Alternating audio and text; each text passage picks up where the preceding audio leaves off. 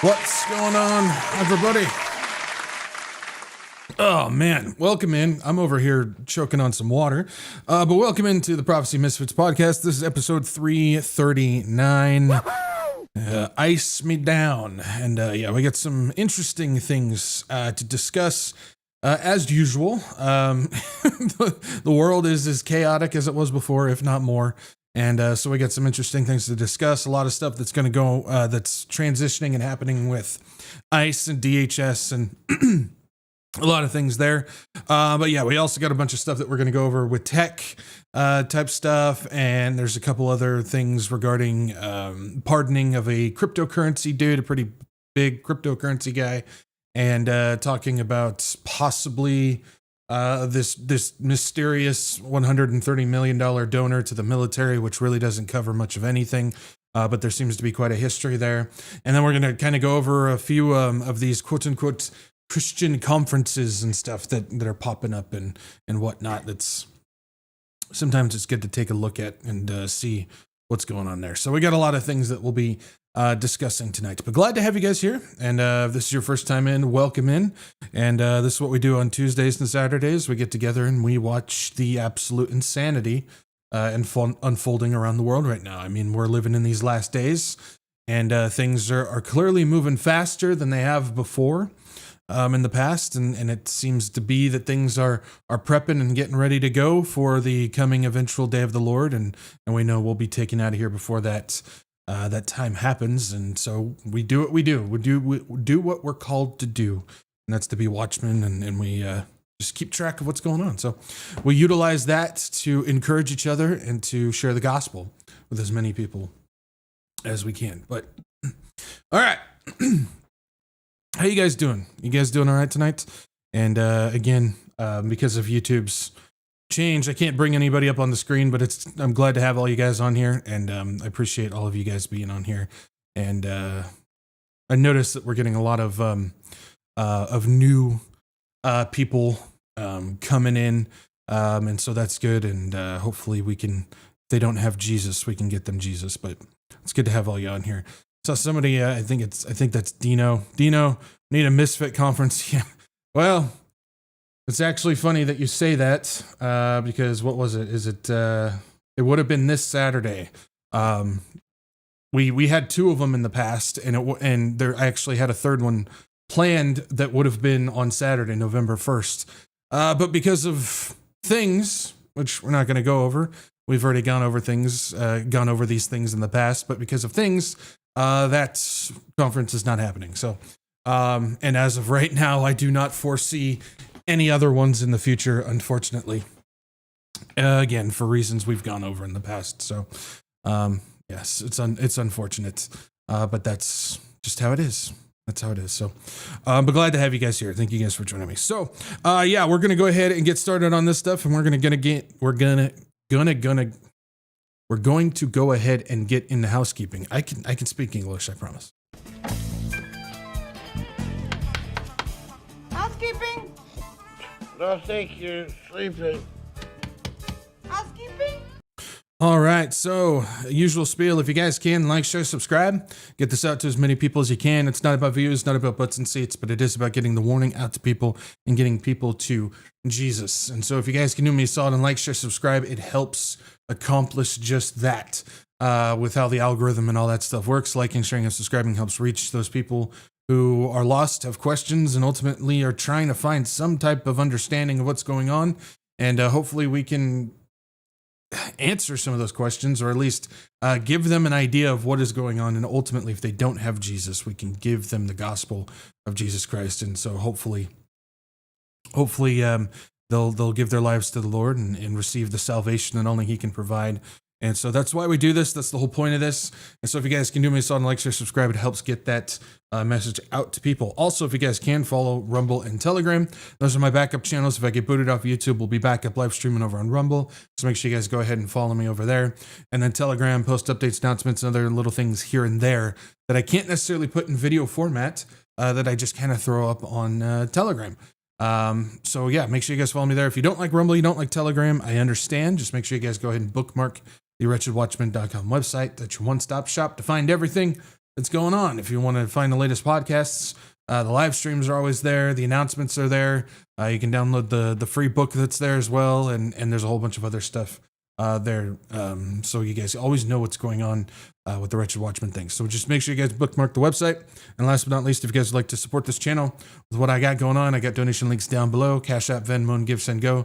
This channel's not monetized. I don't make anything from ads, views, or anything like that. It runs solely off of your guys' generous donations. So if you guys would like to support this channel and all the things that I have going on, those are down there. Thank you guys for your support and everything. You guys are the ones that make this run.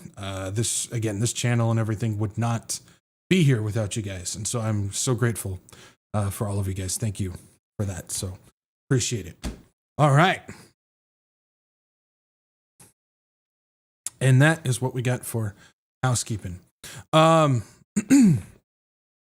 So just want to put that back out, put it back out there because we've kind of been keeping track since Saturday, and I posted a few updates on the Telegram.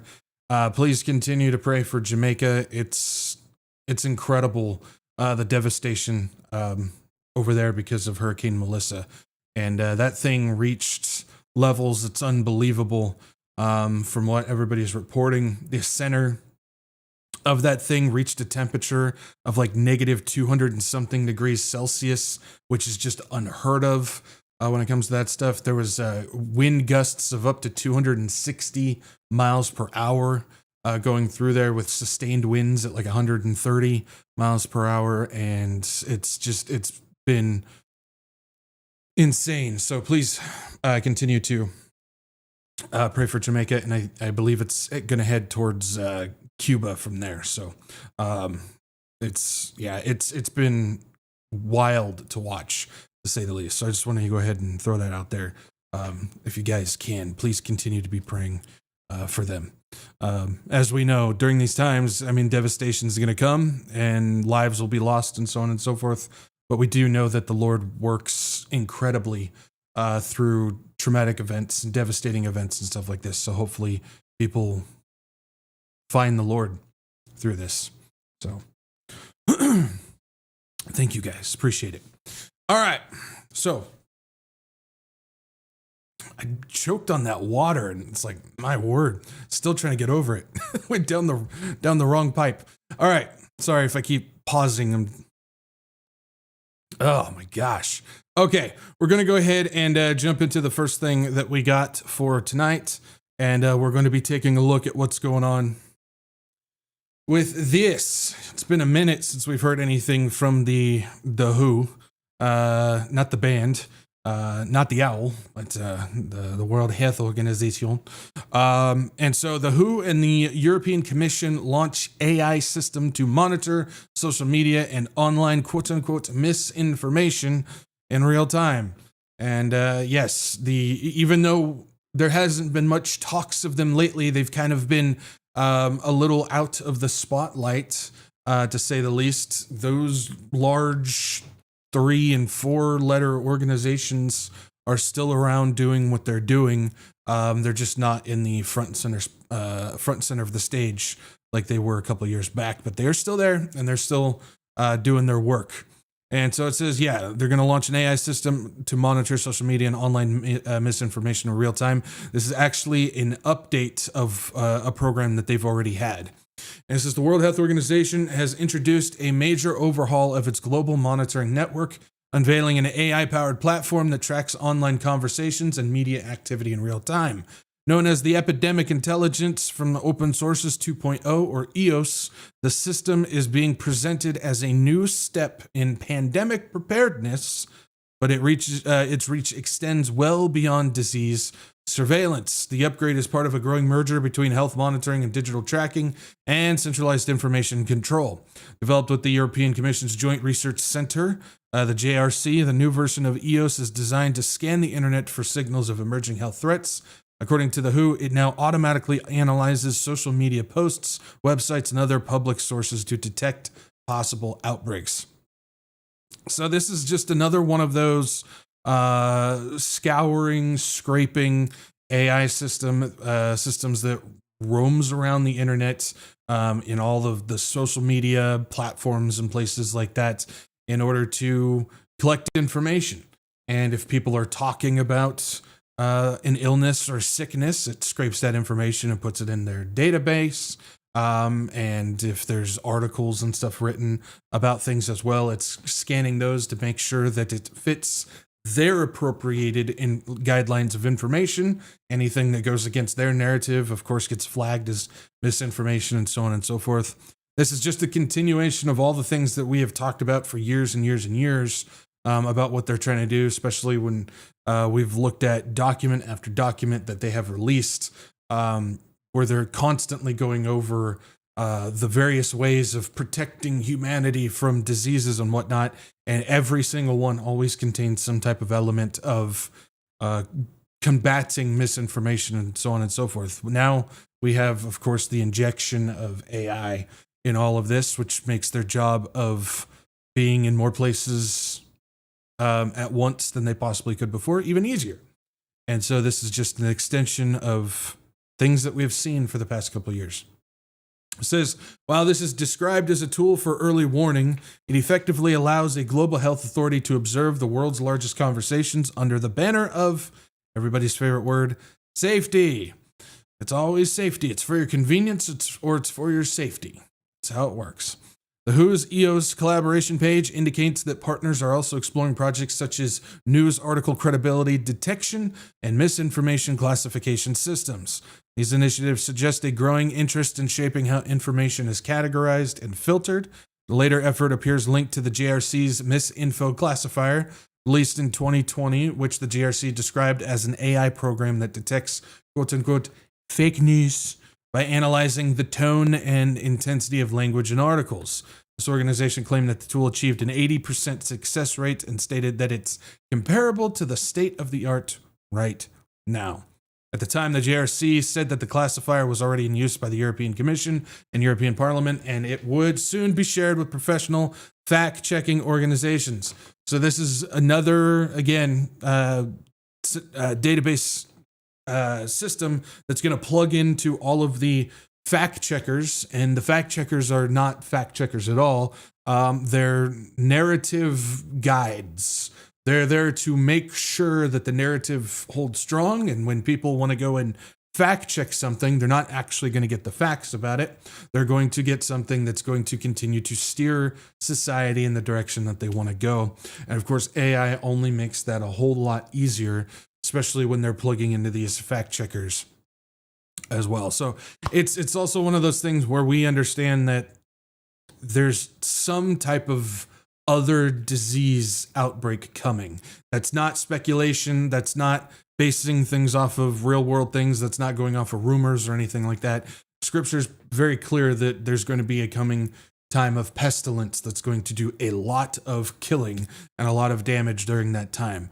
Obviously, the church will not be here for that, praise the Lord, but we do know that that is coming sometime in the future. So these people are preparing for that, whether they're the ones that are going to unleash it themselves or whether this is going to be something that God unleashes through nature. We don't exactly know that. Or it could be a combo of both, but we do know that there's going to be a time of pestilence. And obviously these people know that as well. So also on here it says the WHO reports that EOS now operates in more than 110 countries and collaborates with over 30 organizations, including national governments and the European Commission. The platform is being offered as free of charge to eligible users, along with training materials and supports, so on and so forth. It also says right here, the WHO's concept of social listening sheds more light on the strategy. It defines social listening as the process of listening to and analyzing conversations and narratives to understand people's attitudes, knowledge, beliefs, and intentions. Now, this is also important too, because it's not about just scanning people's information and trying to just collect data and just use that data for whatever they want to do, but it's also the process of listening to and analyzing conversation and narratives to understand people's attitudes, knowledge, beliefs, and intentions. Not only does this one help the AI program to be more lifelike in whatever capacity that's going to be used to communicate with real life people and whatnot, but it's also a situation of when you study how people respond to things or an attitude towards things or what people believe, that also gets fed into the AI, and it's able to pump out predictions and content for those people to read that are fine-tuned and tweaked based upon each person's personality, where they might be more easily swayed in a certain direction than if it's just a broad scope, broad brush piece of content that would probably go against a large group of people's belief systems, so they're not going to believe it. So this is about understanding each individual personality and fine-tuning the content that they see.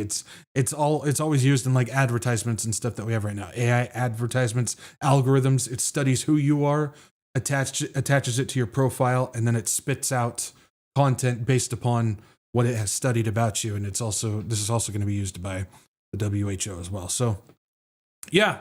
So the Who is back on the in the spotlight here with their new updated EOS system. So that's always fun. That's always fun to deal with, to say the least. So yeah. All right. Sticking with technology and whatnot, this is pretty fascinating, to say the least, because it takes us back to a pretty... It's still talked about now, but I remember when this thing was first introduced, everybody was going bananas because they thought that this was the mark of the beast. Back then, this was back in 2019, 2020, that this was really going on.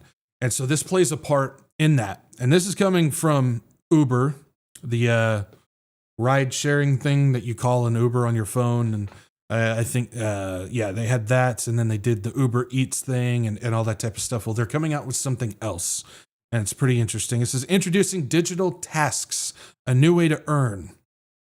It says, we're piloting a new way to earn with Uber. Later this year, select drivers and couriers across the U.S. can make money by completing digital tasks directly in the driver app. No driving or delivery required. Ever wish that you could make some money without hitting the roads? Now you can. Whether you're out and about or relaxing at home, you can occasionally complete digital tasks in the driver app when you're not taking trips.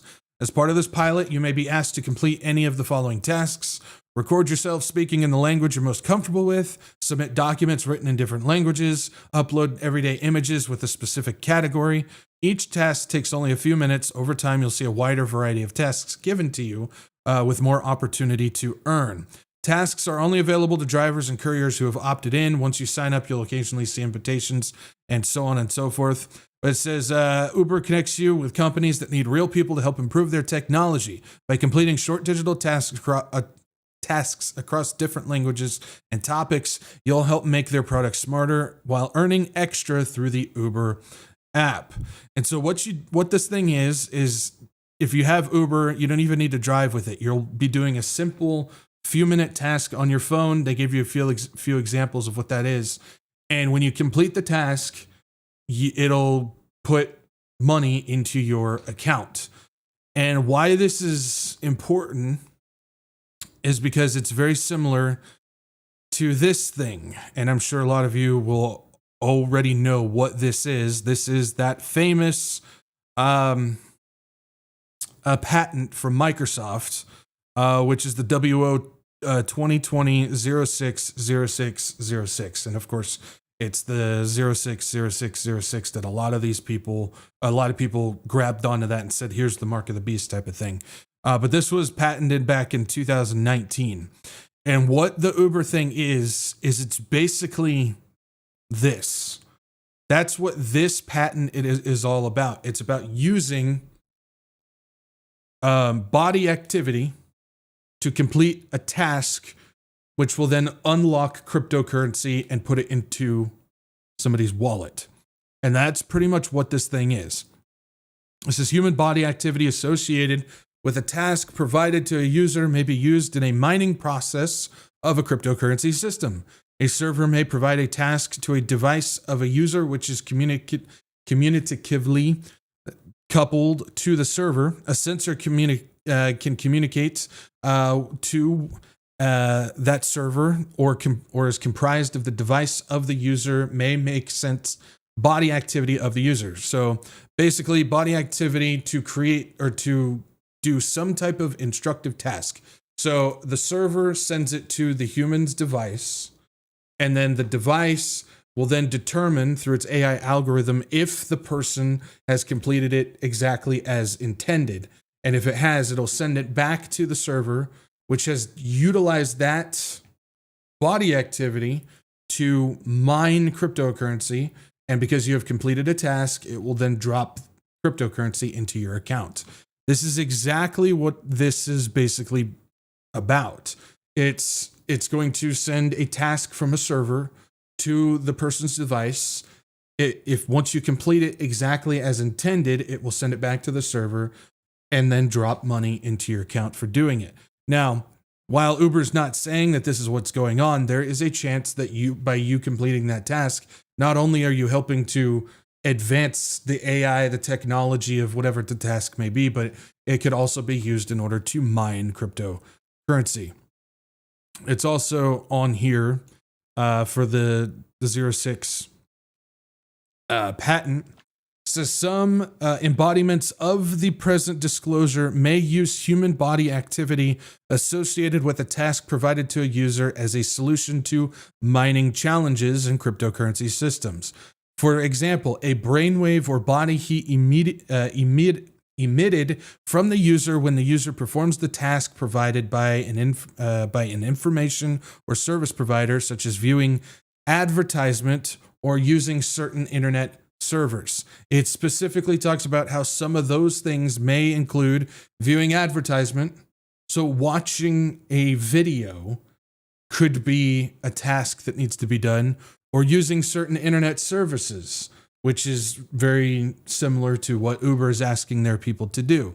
And by using those things, it can be used in the cryptocurrency mining process. Instead of massive computation work required by some conventional cryptocurrency systems, data generated based on the body activity of the user can be a proof of work, and therefore a user can solve the difficult problems unconsciously. According to several embodiments of the present disclosure, I don't know why I just did that. Embodiments of the present disclosure may reduce computational energy of the mining process as well as make the mining process faster. So basically what this thing is saying, and we haven't gotten that far yet, but we're getting there. What is going on with this thing? Hold on 1 second. There we go. We haven't gotten that far yet. But the next step after what Uber is presenting right now, the next step for it is to just have somebody be able to complete these tasks by simply thinking. It has to do with taking brainwave or brain energy and applying it to the cryptocurrency mining process.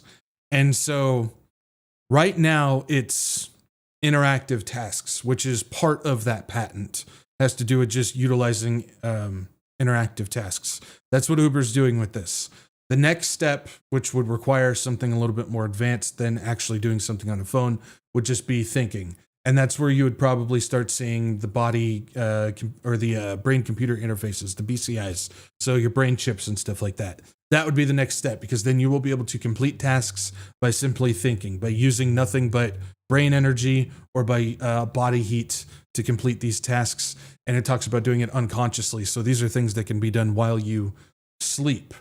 So you could have things running through your brain while you sleep on this brain chip, and you'll be completing tasks, and they'll be dropping currency into accounts and so on and so forth.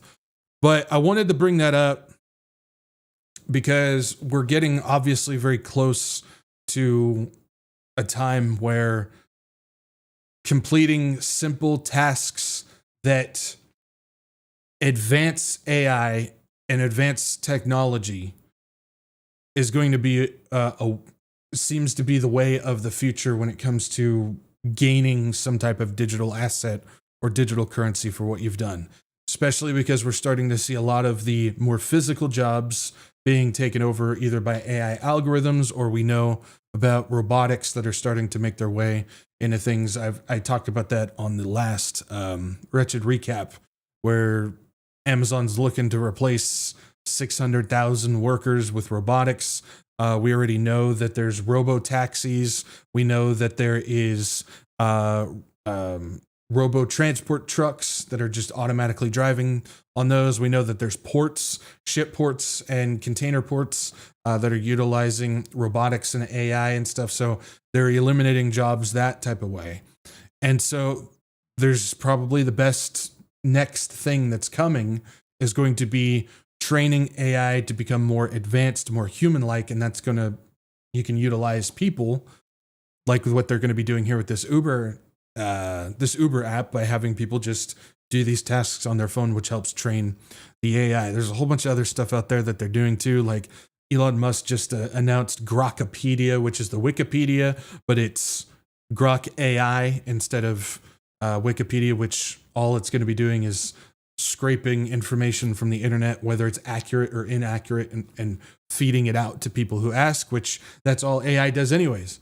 And that's always been my argument for people who utilize AI as a tool to learn things, because all it does is it scrapes information from unverified sources. It can't fact check. It can't research. All it does is just pull in a whole bunch of information from a few websites and then spits it out to you. And it could be all entirely wrong, which it's been proven to do just that. One of the sources that it collects from is Wikipedia itself.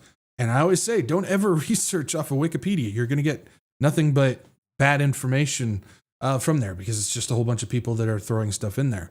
And so that's always been my argument. And I see people all the time, especially some of these big podcasters and stuff like that are just, they promote it out there and they say, well, you're going to fall behind on research if you don't use AI to do it. One of the big ones is Patrick Wood, who's part of the whole anti-technocracy movement. He's been outspoken against AI for years and years and years. Now he's saying that if you don't use AI, you're falling behind.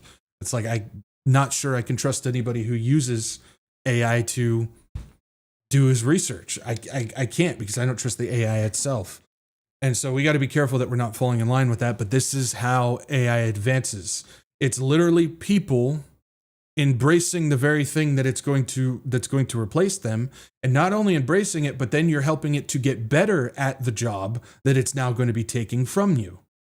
And people still go along with it because, hey, AI's fun, right? It's fun. We're all having fun with it. So yeah, we got to be careful that we don't step into the whole AI situation like so many people have and continue to fall into it. I don't know. I'm good on technology. I don't like technology as it is, but if there's one thing that I'm not on board with is the whole fad of AI. But that's me personally, and that's not even getting into the spiritual aspect of it, which we've covered a whole bunch of times on this channel. So you guys can go check that out if you're interested in my perspective on the spiritual side of it. So when it comes to technology replacing humans and stuff like that, we're getting a huge look at a lot of layoffs that are currently happening right now. And a lot of it is because we're seeing the culmination of both the economy absolutely tanking right now in front of our very eyes, and the embracing and the adoption of AI algorithms taking over many different white-collar jobs within businesses. And so we have a giant storm brewing because of multiple facets. I guess it's like, because most storms, when you see them, it's cold air and hot air meeting together, and it creates this thing. So it looks like we've got cold air and hot air when it comes to a bad economy and AI introduction. So we have this. This just came out yesterday. Amazon targets as many as 30,000 corporate job cuts. So these aren't warehouse jobs or anything. No, this is corporate. Amazon targets as many as 30,000 corporate jobs. It says Amazon is planning to cut as many as 30,000 corporate jobs beginning on Tuesday, That's today, as the company works to pare expenses and compensate for overhiring during peak demand of the pandemic, according to 3 people familiar with this matter. The figure represents a small percentage of Amazon's 1.55 million total employees, but nearly 10% of the company's rough 350,000 corporate employees. 10% of a corporate office. That's massive. That's not any small number. 10% of an entire corporate, that's a lot of people. Says this should represent the largest job cut at Amazon since around 27,000 jobs were eliminated starting in late 2022. It says Amazon has been trimming smaller numbers of jobs over the past 2 years across multiple divisions, including devices, communications, podcasting, and other. The cuts beginning this week may impact a variety of divisions within Amazon, including human resources, devices, and services and operations, among others, the people said. Jassy, who is the CEO, said in June that the increased use of artificial intelligence tools would likely lead to further job cuts, particularly through automating repetitive and routine tasks. This latest move signals that Amazon is likely realizing enough AI-driven productivity gains within corporate teams to support a substantial reduction in force. So what's happening here is basically saying, we now have AI that can replace 10% of our corporate workforce. We're going to go ahead and get rid of all those people and apply this AI technology to take over, and we're going to save a bunch of money, and there's going to be a lot of people out of jobs because of it. And again, this is part of what Amazon is doing too, because again, I talked about it on Friday. They're looking to replace 600,000 of their workers with robotic employees. That's by 2033, I believe they want to get all that done. But they're looking to have 160,000 replaced by 2027, and they're already working on that now. So this is only adding to the major job problem that we're having now. There's already been an issue with the job market itself. Then you add in the closure of the government. People are furloughed, jobs were lost, so all those people are without work, and then we have this on top of it, adding on there. And how I've been looking at it, I've been looking at a lot of this stuff the past few days and whatnot. Is if you went back a couple months, we were already at a point where there was more people looking for jobs than there were jobs available. The unemployment is much higher than the actual job market that's available. And so when you have a split like that, where you have more workers looking for work than you have jobs available, it only ends in disaster if it goes on for too long. Now, we have that from Amazon. This came out today. It says UPS cuts 48,000 jobs in management and operations. So 30,000 from Amazon, 48,000 from UPS. It says United Parcel Service has cut 48,000 management and operations positions. The company disclosed Tuesday when it reported earnings. Of those roles, 14,000 were management positions and 34,000 were jobs in the operations. The reductions came through layoffs and buyouts, the company said. The job cuts were greater than the shipper announced in April when it said it would cut about 20,000 operational jobs. In January 2024, UPS said it planned to cut about 12,000 management jobs. We keep finding opportunities for us to bring costs down, Chief Executive Carol Tomei said. We are positioned to run the most efficient peak in our history. Well, part of the problem with this is the import mail service. We understand that there's been a lot of issues being done from the administration, like the tariffs. When you put in all those tariffs, people stop ordering as much supplies, and so that stuff starts dropping. We also have the issue of the I can't remember the actual thing of it, but if it's a small package at a certain cost or certain weight, then there's extra taxes that get put on that. Then we have, so there's that issue of people are shipping less back and forth out of country because of those extra costs on top of that, which means if those numbers drop, then you don't need as many people in the field to transfer those things.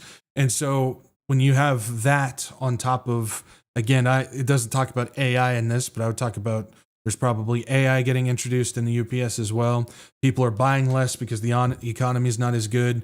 You start adding in all those factors, and sure enough, you're going to start losing jobs because of it. So 30,000 with Amazon, 48,000 with UPS. From what I have gathered so far, recent layoff announcements, UPS with 48,000, Amazon with 30,000. Intel is dropping 24,000, Nestle 16,000, Accenture 11,000, Ford 11,000, Novo Nordisk 9,000, Microsoft 7,000, PwC 5,600, Salesforce 4,000, Paramount 2,000, Target 1,000, Kroger 1,000. Applied Materials is going to be 1,400, and then Meta with 600. And as of just recently, those are all of the jobs that are getting laid off. That's a lot of people, and that's just as of right now. So I would expect, because things are not getting better, they're getting worse, from multiple facets of economy to tariff to work to a whole bunch of other things. And I mean, you just start adding in these factors. Keep in mind, you have the food benefits that are going to go offline here in November, which you're going to have a whole host of a lot of hungry people. Keep in mind, a lot of people, and we're not going to get into the whole discussion, but there is a lot of people who utilize food stamps in addition to the work that they do to provide for their family and stuff like that. That we're not discussing the freeloaders and stuff. That's a whole different conversation. But you're going to have those people where their only option, because they have families, but they're not getting food stamps, is to try and get an extra job, but you're not going to be able to find an extra job because of all these people getting laid off as well. So we have a giant storm brewing right now.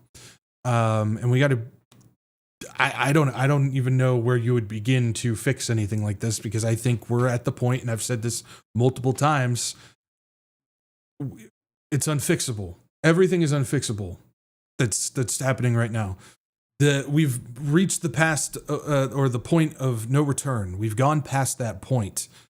And if you were going to try and fix some of these things, you had to have fixed it prior. But we've gone past that point, and this is all orchestrated. This is all to get things done. We understand that there was a whole order out of chaos system that was put into place. And we just talked about it on Saturday, that it appears Trump's plan of trying to fix things is to cause riots in the street. That's something that he's had in his mind since at least 1985. We talked about that as well. And it seems like this is part of the plan in order to bring in authoritarianism. And so I don't think things are going to get better from here. But again, it's always important, and I know I hold a view that most don't. That's fine, but I think it's the best view in what Scripture tells us. But I always like to view it, again, from Matthew 24, when it's talking about, when the flood came, everything was business as usual. And for us, when we watch things like this and we continue to see more and more indicators that business as usual around the world is starting to go away, starting to chip away, to me, that means we're getting closer to getting taken out of here. Because if that's what the Scripture says and everybody's just going to be going about their daily lives, then the further or the closer we get to not being business as usual means we're almost out of here. So that should bring me that brings me comfort, that brings me encouragement, and I hope that brings you comfort and encouragement as well. Now, when it comes to those who are affected, because I know there's been a few people who watch who either worked in government or actually worked at some of these companies and said that they were part of the layoffs and everything like that. We need to be praying for our brothers and sisters who are currently going through this. I've had people email me that says, yeah, I work 2 part-time jobs. My husband works a full-time job, and it's still not enough to be able to just take care of our entire family, because I have my mom or a family member that lives with us on top of our kids that are still here. And so we utilize food stamps in order to make everything work and stuff like that. Now we don't have food stamps, or one of them lost the job or whatever. They can't find another one. And so these are people I've received these emails. I'm not gonna disclose names or anything, but that is an email that I've received from somebody, and it says they're just trying to figure these things out. They're just trying to make ends meet and make all this stuff happen, make everything happen. But things are getting harder and harder and harder. So we need to make sure that we're praying for each other, as much as we can, because we're in a time right now where jobs are going to be lost, and the food situation, price is going up and everything. So we need to make sure that we continue to pray for each other. Okay, let me grab water real quick and we'll keep going.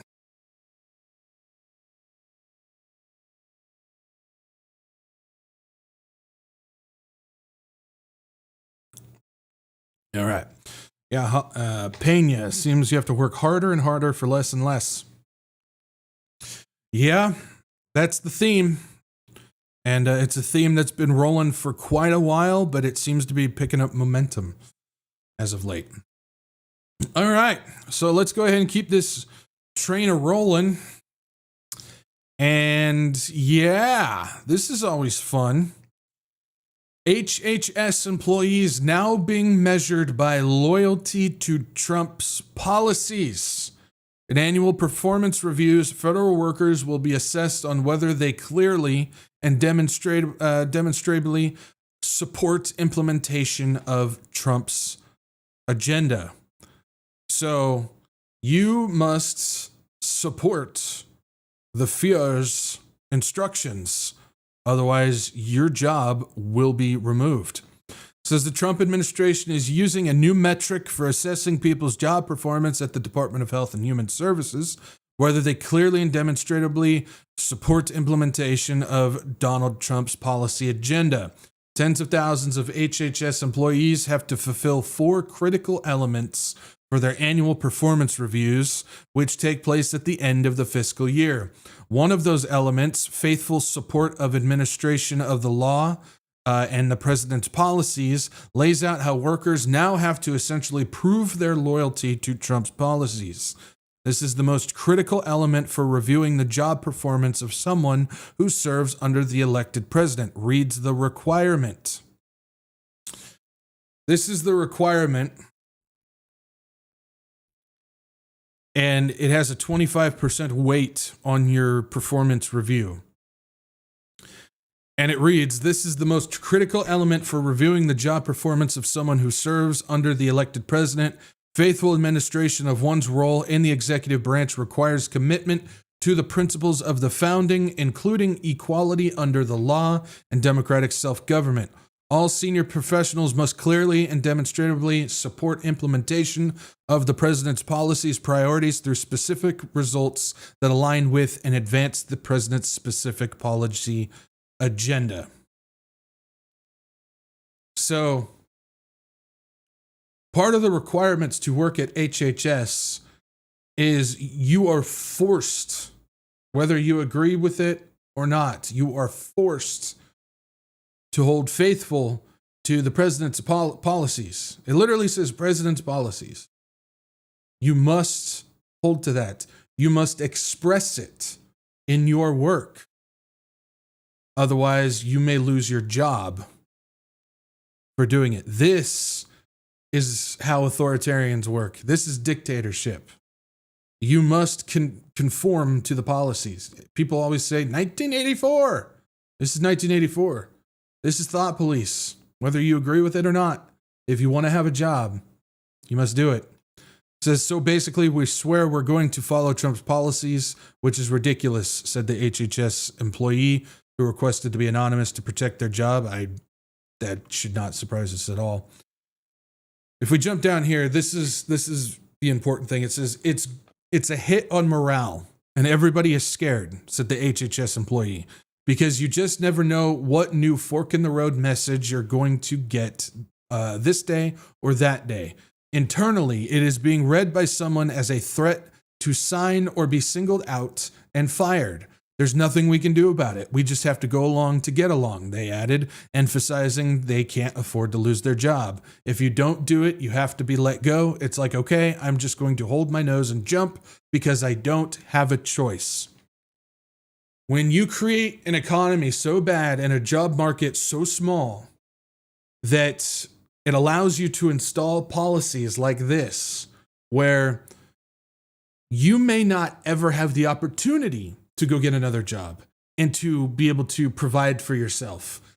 And your only option is to hang on to the job that you have, but that job then requires you to conform to the president's policies in order to keep it. You are now forcing the hand of somebody to either provide for their family and stand on their principles, or go against the principles, or stand for their principles and may not be able to survive because of the life and the society that has been created. This is truly a strong arm tactic in order to force loyalty to people. If you want to see what's going on with this, go take a look at North Korea. It's basically what it is. It is North Korea. And so we're getting to a point, and here, this is one aspect of it for you guys. I know some of you have already had this issue when it came to 2020, but we may be coming to a point here in the future, and this is something we could see, where in your job, you may be forced to have something like this, or you may be forced to something along the lines of maybe your faith. You have to push your faith down in some type of way, go against something that you know is part of the Bible, and you're going to have a choice that you're going to have to make. Am I going to stand for my faith? Am I going to stand for Christ and be and face the consequences of the here and now because of it? For those who have families and stuff like that, that could be a pretty tough decision. Or am I going to trust in the Lord, stand with him no matter what, and he'll see me through whatever the consequences may be because of it? And I know a lot of people might say, you know, that's a pretty steep condition situation that you're presenting and stuff, but I think it's something that is coming very quickly here in the United States, because if we're starting to see stuff like this, it's only a matter of time before we start seeing stuff like that. And so it's going to be something that you will have to choose possibly in the future. And so if that's not something that you've thought about, you might start thinking about it now. Maybe you're starting to see some of those indicators already start to creep in to your place of work, and you'll have to make some decisions from there. But I just wanted to bring that up and let you guys know that we are starting to see jobs being forced to conform to the loyalty of Trump and his policies. It's interesting because this is the type of stuff that we've heard for the past 4 years regarding the Biden administration, but now that the Trump administration's doing it, it's no big deal. And it just goes to show more of the political theater side of things. And doesn't matter if it's left, right, red, blue. It's all wrong if that's how you have to hold to your, if that's how you have to conform yourself in order to hold a job. So, okay. Let's keep it going. Keep it going. We have this, more corruption in the field. It says Trump pardons convicted Binance founder. Pardon follows months of effort by Changpeng Zhao to boost the Trump crypto company. President Trump has pardoned Zhao, the convicted founder of the crypto exchange Binance, according to people familiar with the matter, following months of effort by Zhao to boost the Trump family's own crypto company. So this guy is the founder of Binance. And Binance is the platform that Trump's family World Liberty Financial Coin platformed their stablecoin on. This is where the big deal came in. And so Zhao was convicted and pled guilty, only served 4 months for many things, including allowing trades from Middle Eastern countries, including Hamas, on his platform to bypass tariffs that were put on the countries and sanctions that were put on the countries, as well as there's a whole nother situation regarding child labor as well. And he got caught with all that. Only served 4 months in prison before he was let out, and then Trump just pardoned him. I wonder why. That's right, because Binance is the one that was propping up his cryptocurrency. Anybody surprised by that? It says a pardon will likely pave the way for Binance, the world's largest crypto exchange, to return to the United States after the company pleaded guilty in 2023 to violating U.S. anti-money laundering requirements and was barred from operating there. The company has spent nearly a year pursuing a pardon for Zhao, who left prison in September 2024 after serving a 4-month sentence for related charges. Earlier this year, the company hired lobbyist Ches McDowell to help pursue a pardon. And since Trump's election, Binance has also been a key supporter of his family's World Liberty Financial crypto venture, a business that has driven a huge leap in the president's personal wealth. This is something that we've talked about a lot. This is Binance first reach out to the allies of Trump last year, offering to strike a business deal with the family as part of a plan to return the company to the United States. The Journal reported earlier this year, representatives of the Trump family have held talks to take a financial stake in the United States arm of Binance. World Liberty has generated significantly more income for the Trump family in the last year than their property portfolio ever has annually. Binance has been one of the main drivers of the growth of the World Liberty dollar-pegged cryptocurrency called USD1. It delivered World Liberty's first big break this spring when it accepted a $2 billion investment from an outside investor paid in USD1. That is the United Arab Emirates chip deal that we went over. Again, I have the entire deep dive on that on my channel. If you want to go and check it out, just go to the main YouTube page, my YouTube channel page, and scroll down to deep dives and you'll see it right there. This is the platform that made that deal happen, that made deals for UAE, chip deals for the UAE happen, and made a incredible amount of money in cryptocurrency for the Trump and Lutnick family. So that's where that comes in. So what we have here is Trump protecting one of his business friends. And it just goes to show where it doesn't matter the criminal things that you've done. It doesn't matter as long as it benefits the Trump family. They may cut a deal to save your skin.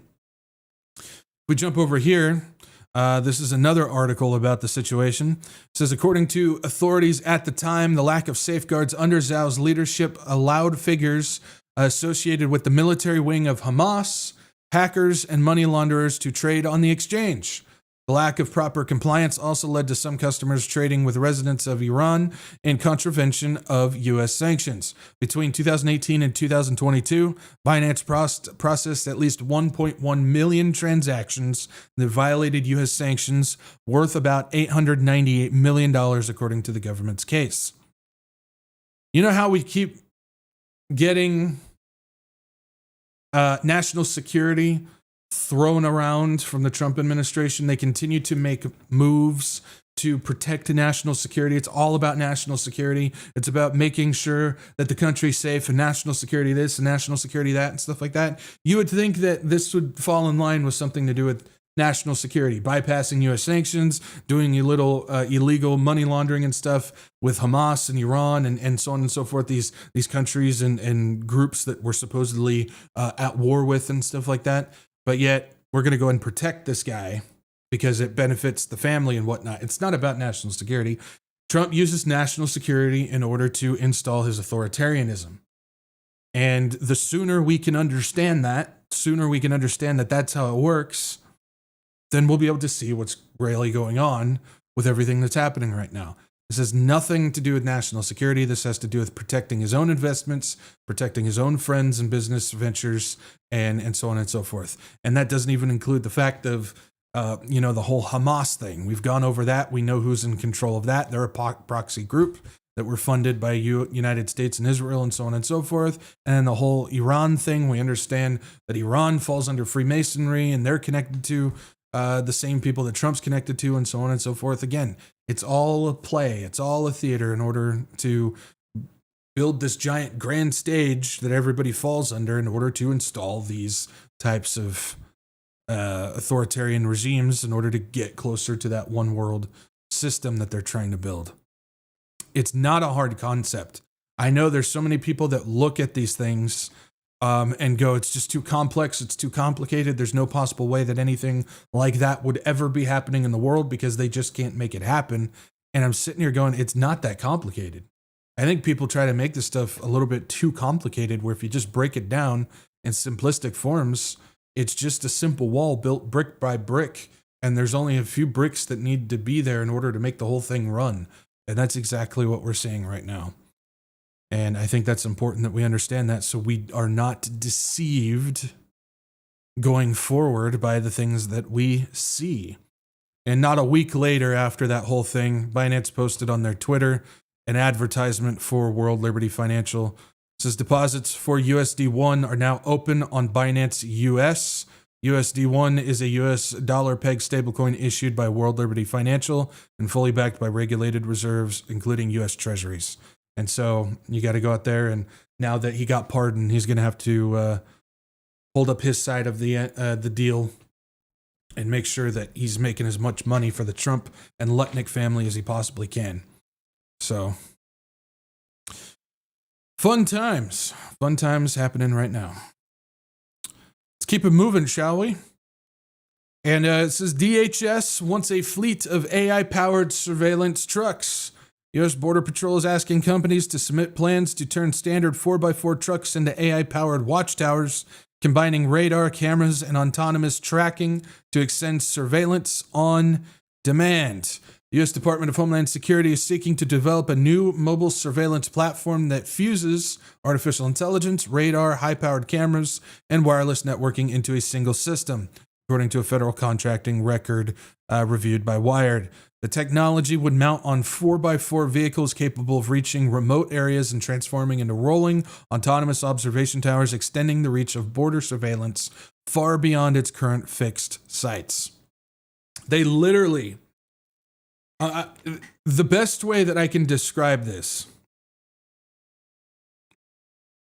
is, if you guys have seen like Hogan's Heroes or any movie or something that has like a prisoner of war camp type of thing, Hart's War or anything like that, I want you guys to view like a prisoner of war camp, and they have fences around, and the prisoners are in that fenced area, and it's like their own little thing. They've got a place to eat, they've got a place to sleep, they got a place to work, and they do these types of things in these war camps.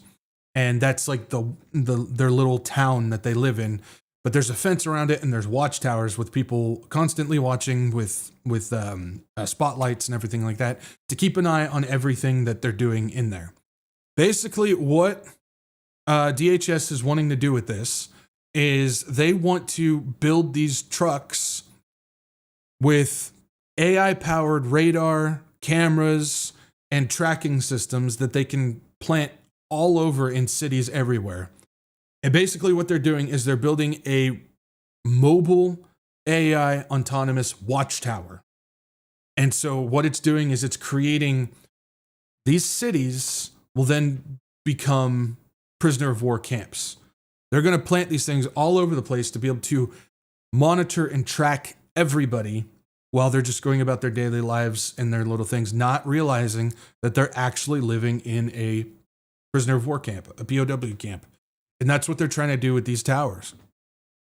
We already got satellites around us. We've got these facial recognition cameras everywhere. We've got There's the new street lights. We've talked about those before. Those new street lights that have cameras and microphones in all of them.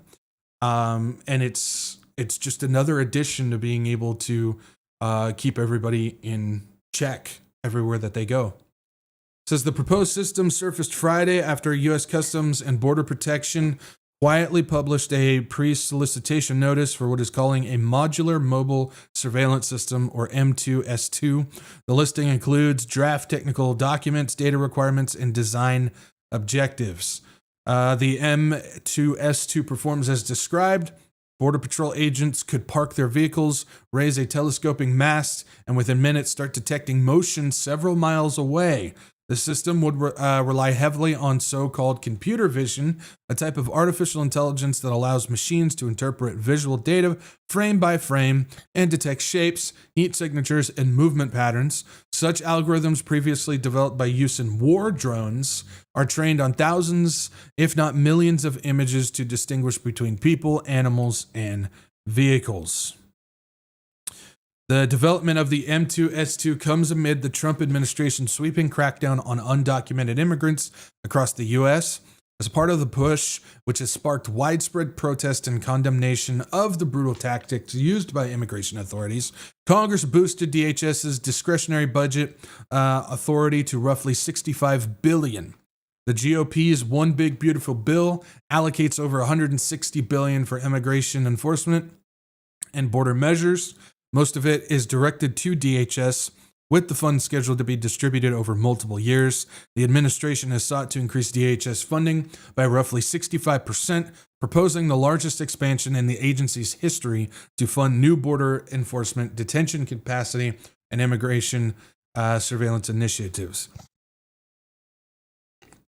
I've also heard some reports out there that there's $10 billion that's going to be going to the Navy to have the Navy start constructing massive detention centers for immigrants, if you believe that that's what that's for. But there's 10 million getting passed to them, 10 million or 10 billion, one of those, getting passed to the Navy in order to start building those things all across the United States. And when it comes to this, they're talking about having people submit plans for it. It's interesting because earlier this year, we talked about it. There's a new truck by Palantir that does just this.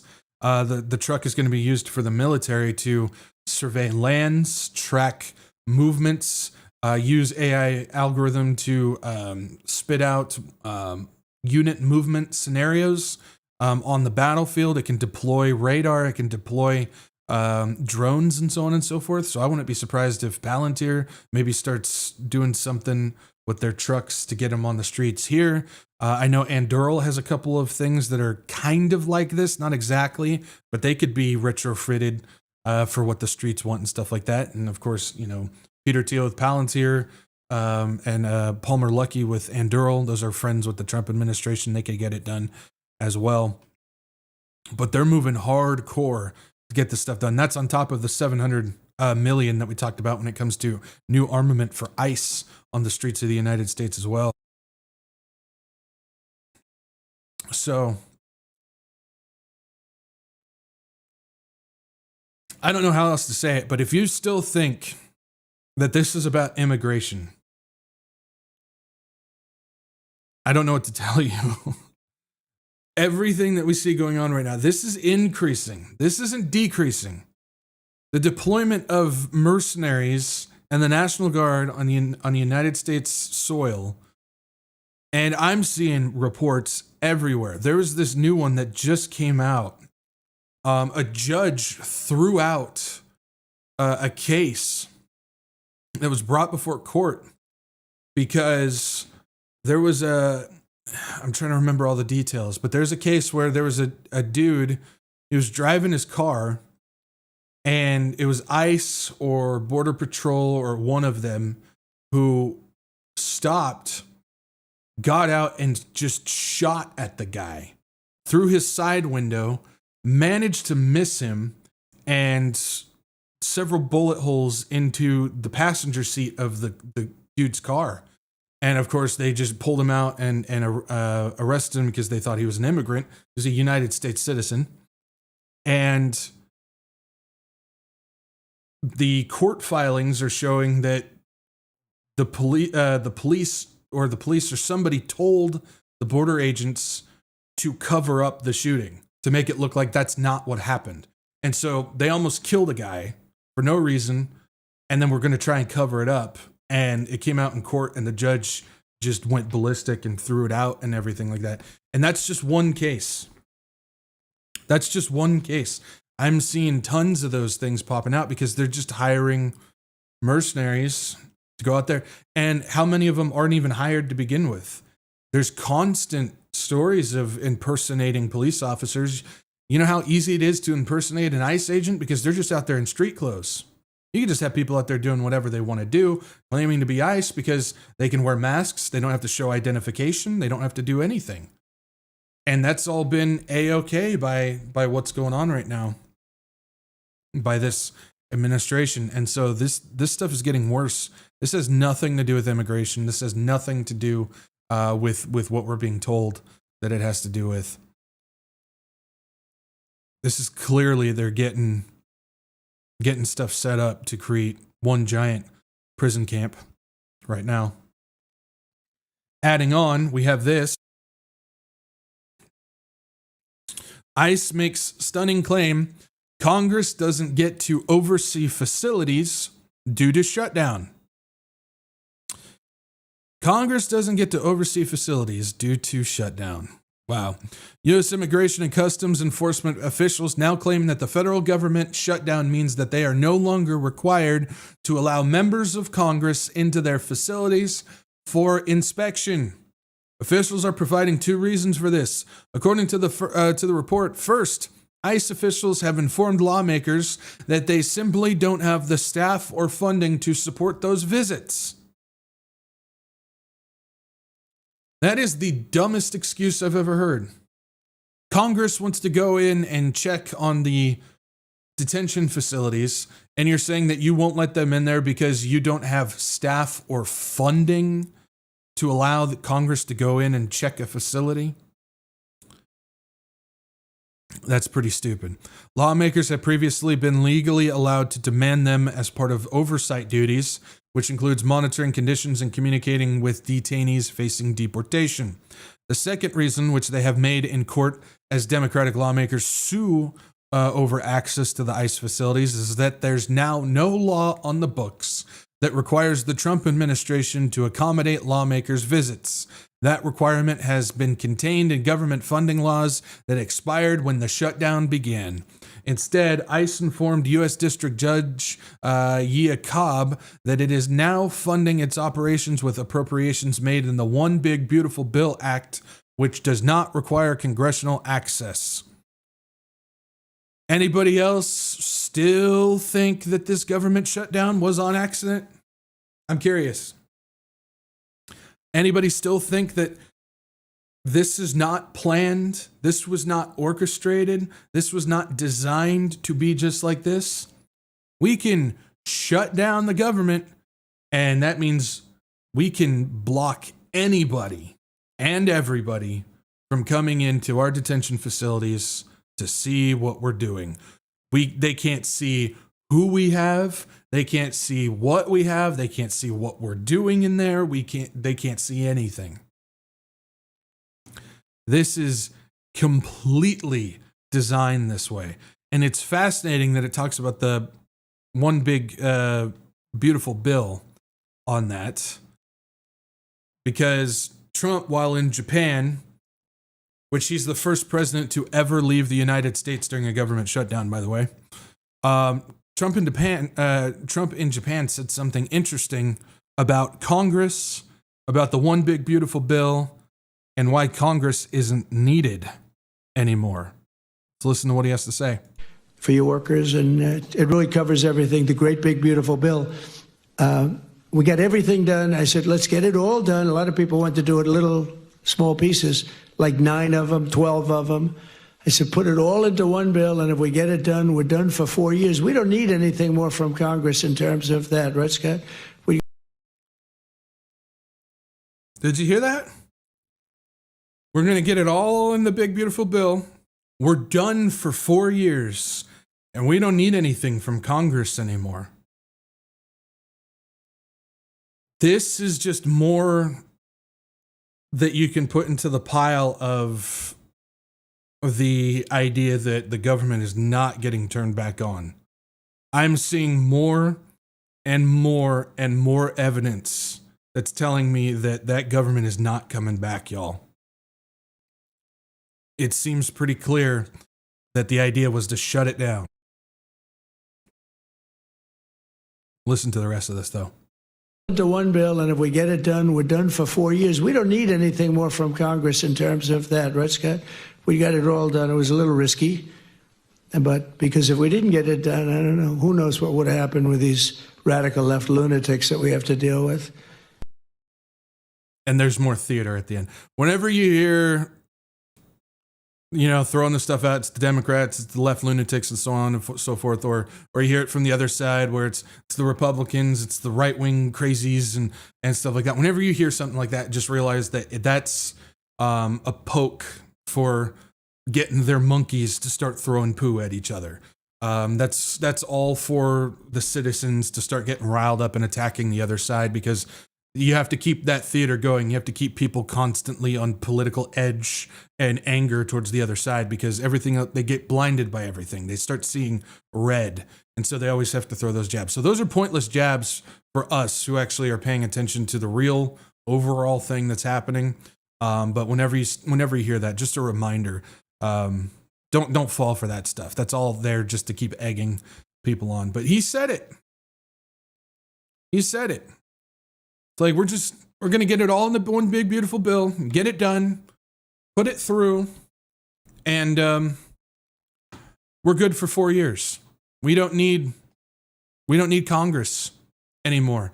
And it's interesting because in that one bill, the big, beautiful bill, it was referenced in the story that with Congress shut down, or with the government shut down, that bill means that Congress does not have to do any oversight on the detention facilities. It was built into that bill.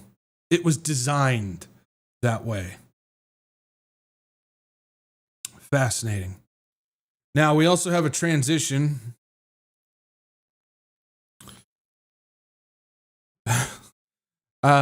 We also have a transition happening where things might start getting a little bit more aggressive. It says Trump administration quietly purges ICE leaders in 5 cities. It says the Trump administration has begun to purge immigration and customs enforcement officials and offices in 5 major U.S. cities and fill some of these top posts with senior Border Patrol agents who will take over interior immigration enforcement in those regions, according to 5 sources familiar with the plans. ICE leaders in Denver, Los Angeles, Philadelphia, Phoenix, and San Diego were relieved of their jobs and moved to other posts within federal agency last Friday. Denver, Los Angeles, Philadelphia, Phoenix, and San Diego. They might be indicating what cities are going to start seeing escalation next. Now, we don't know for sure, but for them to list cities like that in particular tells me that they're possibly getting ready to start getting a little bit more aggressive in those regions. So if you're in one of those areas, this might be coming your way. It says over the weekend, the Department of Homeland Security quietly started overhauling how it carries out its mass deportation operations in hopes of netting more arrests and ratcheting up its flashy, high-profile deportation campaign. The 5 cities are believed to be the first of more to come across ICE's 24 field offices nationwide. One official with firsthand knowledge of the plans, who has to speak on being anonymous, said that the plan goes far beyond the 5 cities. It's a lot more, they said. A total of 5 sources said the 5 field offices directors had been relieved of their duties and sent to other parts of the country to work. The DHS has plotted to fire all 5 field office directors, but relented amid pushback from acting ICE Director Todd Lyons, who pleaded that they not be terminated. But basically, the administration wanted all these guys to get fired. Todd stopped in and said, let them move them all to the headquarters and so on and so forth. But if we jump down, it says the DHS had initially dispatched Gregory Bovino. Now, if you guys don't remember Gregory Bovino, I played a video of his a couple weeks back where he was the one getting interviewed, and he said what they're looking for is if you start gripping the steering wheel tightly, if you appear nervous, if you start breathing heavily, if your eyes start getting shifty, they take those as indicators for them to detain you. He takes on the idea of if you show any sign of weakness, that is their opportunity to detain you for whatever reason that they want to do. He said that in a public interview. That's the guy. It says the DHS had initially dispatched Gregory Bovino, who oversees the Border Patrol's El Centro, California region, to help with immigration arrests in Los Angeles, Chicago, Portland since the start of the summer. Bovino has become the face of the Trump administration's crackdown on crime for his aggressive style, leading Border Patrol agents in a parade down the streets of Chicago's business district and standing face-to-face with fiery rioters and protesters. He has also brought in Border Patrol agents to supplement ICE efforts. Now, for the second official explained, Bovino is not viewed as the exception to the norm, but the new standard for what is to come at ICE. The new standard. They were taking it easy on us so far. Now they're going to up their aggression. They want everybody to act like this guy. Check this out. What does this look like?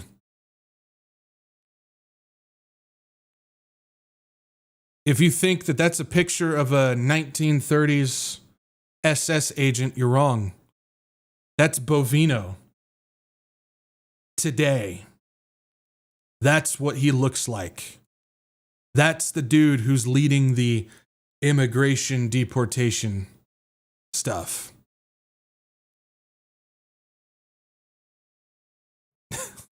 That's like something that you would see straight out of 1930s Germany.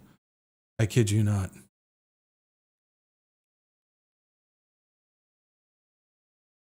We jump down. It says now DHS is bringing in regional chiefs and supervisors normally stationed at the nation's border to carry out immigration arrests inside the country.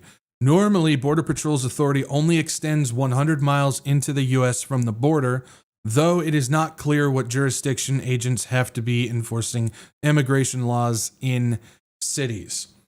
So this is something that I've looked into because I want to know how these people operate, how this Border Patrol thing operates. Because we've been told that they can only operate 100 miles from the border, which is stupid to begin with.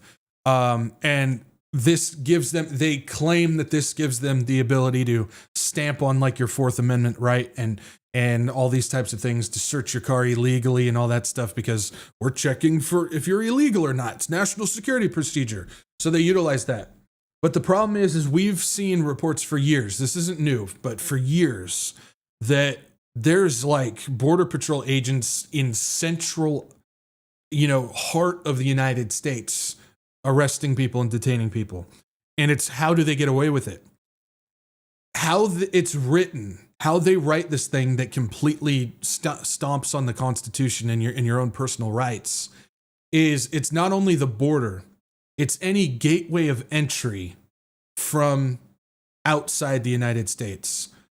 That includes international airports. The Border Patrol utilizes that verbiage in order to operate 100 miles around an international airport. And we have those things all over the United States, which means these people can stomp on the rights of everybody. Well, they can't, but they do stomp on the rights of everybody because of that little verbiage stipulation, meaning that they can just do it anywhere. And so that's how they're going to get away with this. It was specifically written to do just that. And so they're going to start sending these Border Patrol agents that are similar to Mr. Nazi here to amp up and ramp up what's happening right now. Now, worth noting that there's a judge in Chicago. This just happened the past couple days. A judge in Chicago who is irritated with how Bovino is doing things with his midway blitz thing, saying he's way too aggressive. He's causing problems, stirring up problems with his tactics, utilizing tear gas and rubber bullets and stuff like that in situations that it doesn't need to be. And so she has forced him to wear a body cam, and he is to report every single day the actions that he has taken in Chicago. Every single day he's to put in a report to the judge in Chicago. Now, I'm sure some type of way that will get thrown out and he'll be able to do whatever he wants to do, but just thought I'd give an update on that. If we keep going with this, it says Trump plans to install Border Patrol officials to lead a more aggressive migrant crackdown. It says President Trump's top aide have welcomed Border Patrol's more aggressive tactics to secure arrests, such as rappelling into apartment buildings from Black Hawk helicopters and jumping out of rental trucks in Home Depot parking lots as they become disappointed with ICE, the official says. So what they're saying is, we want more Border Patrol rappelling from Black Hawk helicopters. We want more Border Patrol jumping out of these large box trucks and just throwing a whole bunch of people into the back of them. We want more of that stuff. We don't have enough of that. We want more. That's what they're looking for. It says the mentality is Border Patrol does what they're told, and the administration thinks ICE isn't getting the job done, one of the DHS officials said. So CBP Border Patrol will do it. I was just doing what I was told. That's very similar to what happened in Nazi Germany. The mentality of Border Patrol is, I was just following orders. I was just doing what I was told. This is extremely dangerous. This is going to start getting worse. And I have a feeling we've gotten some cities that were listed. I have a feeling that this is going to start to increase in those cities. The White House has signed off on a list of at least a dozen directors of the ICE field officers. We just went over 5 of them. Now they're saying there's a dozen of them, at least a dozen, who are going to go. It says the White House has signed off on a list of at least a dozen directors of ICE field officers who are set to be reassigned in the coming days. The 2 DHS officials, the former DHS official and the federal law enforcement official said. They said that at least half of them would be replaced by Border Patrol officials. ICE has 25 field offices around the country, so the move could replace nearly half of the agency's leaders. Jump down. It says the administration shift to leaning more heavily on Border Patrol marks a potential new phase in Trump's deportation efforts. While ICE has come under criticism for its raids, the agency's broad approach has been to make targeted arrests of immigrants known to be in the country illegally. Border Patrol's approach to recent arrests in major U.S. cities has been more aggressive, making large sweeps that have sparked some of the sharpest backlash from protesters and prompted lawsuits. And the lawsuits are starting to pile up because of this. Also in Japan, Trump was talking about the situation here, and he said, in the cities, we are deploying the National Guard. If we get to the point where we need something other than the National Guard, we will deploy something more than the National Guard. He says a lot of people aren't going to like that. I don't care. So he's telling people, he says, get ready. Something more than the National Guard is coming to the United States streets. He's telling people this is the beginning, and it's going to get worse. It's so fascinating that I'm still receiving a whole bunch of comments and emails from people who are telling me how wrong I am about the situation and what I'm reporting on, telling me that that's not the case. All these people are just repeating the same old, same old. He's fixing what Biden is doing. He's fixing what Obama was doing. He's restoring the country back to greatness. That's what they're telling me. And they're telling me that there's something wrong with my head that I can't seem to figure out that that's what's happening. And I'm sitting there going, do you see what is happening right now? This country's toast. We're getting to the point where the United States, that empire is falling because it's not needed anymore. We're getting ready to transition to something biblical. And you're more worried about restoring this country and defending a politician? Why are you not focused on more of what is actually happening so you can utilize that to get the last person out before time's up? That's my perspective on this. And I know, a lot of people don't like it. It's like, if this country is toast, it's toast. It's done. That's not my worry. I'm not worried about restoring this. Question. And I this just randomly popped into my head when I was laying in bed one night and I couldn't sleep, and it just popped into my head, and I kind of remember how it goes, but it was a scenario situation. So it's a question for you guys. If there's an apartment building and the entire building is on fire, it's collapsing, it's on fire. There's no possible way that you can save this building. It's just a matter of time. That's all it is. It's just a matter of time before it falls in on itself and it's a smoldering heap of ruin. Is the better decision to run into that building with a fire extinguisher and try and save the building? Or is the better decision to run into the building and try and pull as many people out of that building before it collapses? What we have in the United States right now is that decision. We have the MAGA group and the Christian nationalist group and those in the Christian prophecy community who are big supporters of Trump, who believe that the correct choice is to run into the building with a fire extinguisher and try and save the building.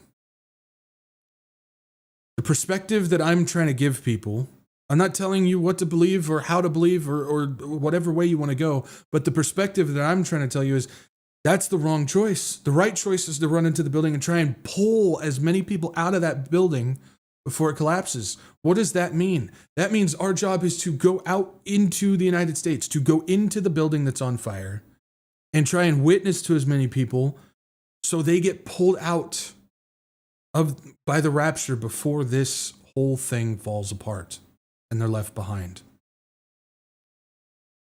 That is what we need to be doing. Taking a fire extinguisher to a lost cause isn't going to help anything. We need to be out there being witnesses and ambassadors for the Lord, sharing the gospel, making disciples, and trying to pull as many people out of that burning building as possible. But the problem is we have, and it's true, we have people who because they believe in the fire extinguisher idea, they're trying to block us from going into that building because, well, you can't go out there and say that because he's out there saving the country. No, he's not. And the more that you tell people that, the more that you're not giving us a shot at trying to get these people, to witness these people, and get them to Jesus Christ. That's why it's such a big deal. That's why it's such a big deal. This political thing, this political theater, this stage play that's happening in front. That's why we talk about this so much. First of all, that's where all the news is happening right now. We just go along with what we're given. But that's why that's why we talk about it so much here, because we need to make sure that we're armed with as much ammunition as possible of the truth of what is happening so we have a better chance at trying to pull somebody out of that building. That's why it's so important. That's why we need to make sure that we're not being deceived. We're not falling into the political theater. That's why we're not being deceived by the politicians. We're not being deceived by the media. We're not being deceived by the podcasters. We're not being deceived by the pastors. We're not being deceived by the prophecy teachers. We're not being deceived by any of them. Because I just hear excuses from all these people. And I'm like, every excuse that you throw out there is hampering our ability to actually share the truth of what's going on. And we have got to be more conscious of that. That's why it's so important. I know there's a lot of people say, oh, he's just doing the politics thing again. Guys, my view of politics hasn't changed. I hate politics with every fiber of my being. Just ask my dad. He will tell you. I'm constantly complaining about politics. But it's the biggest deception that's happening right now.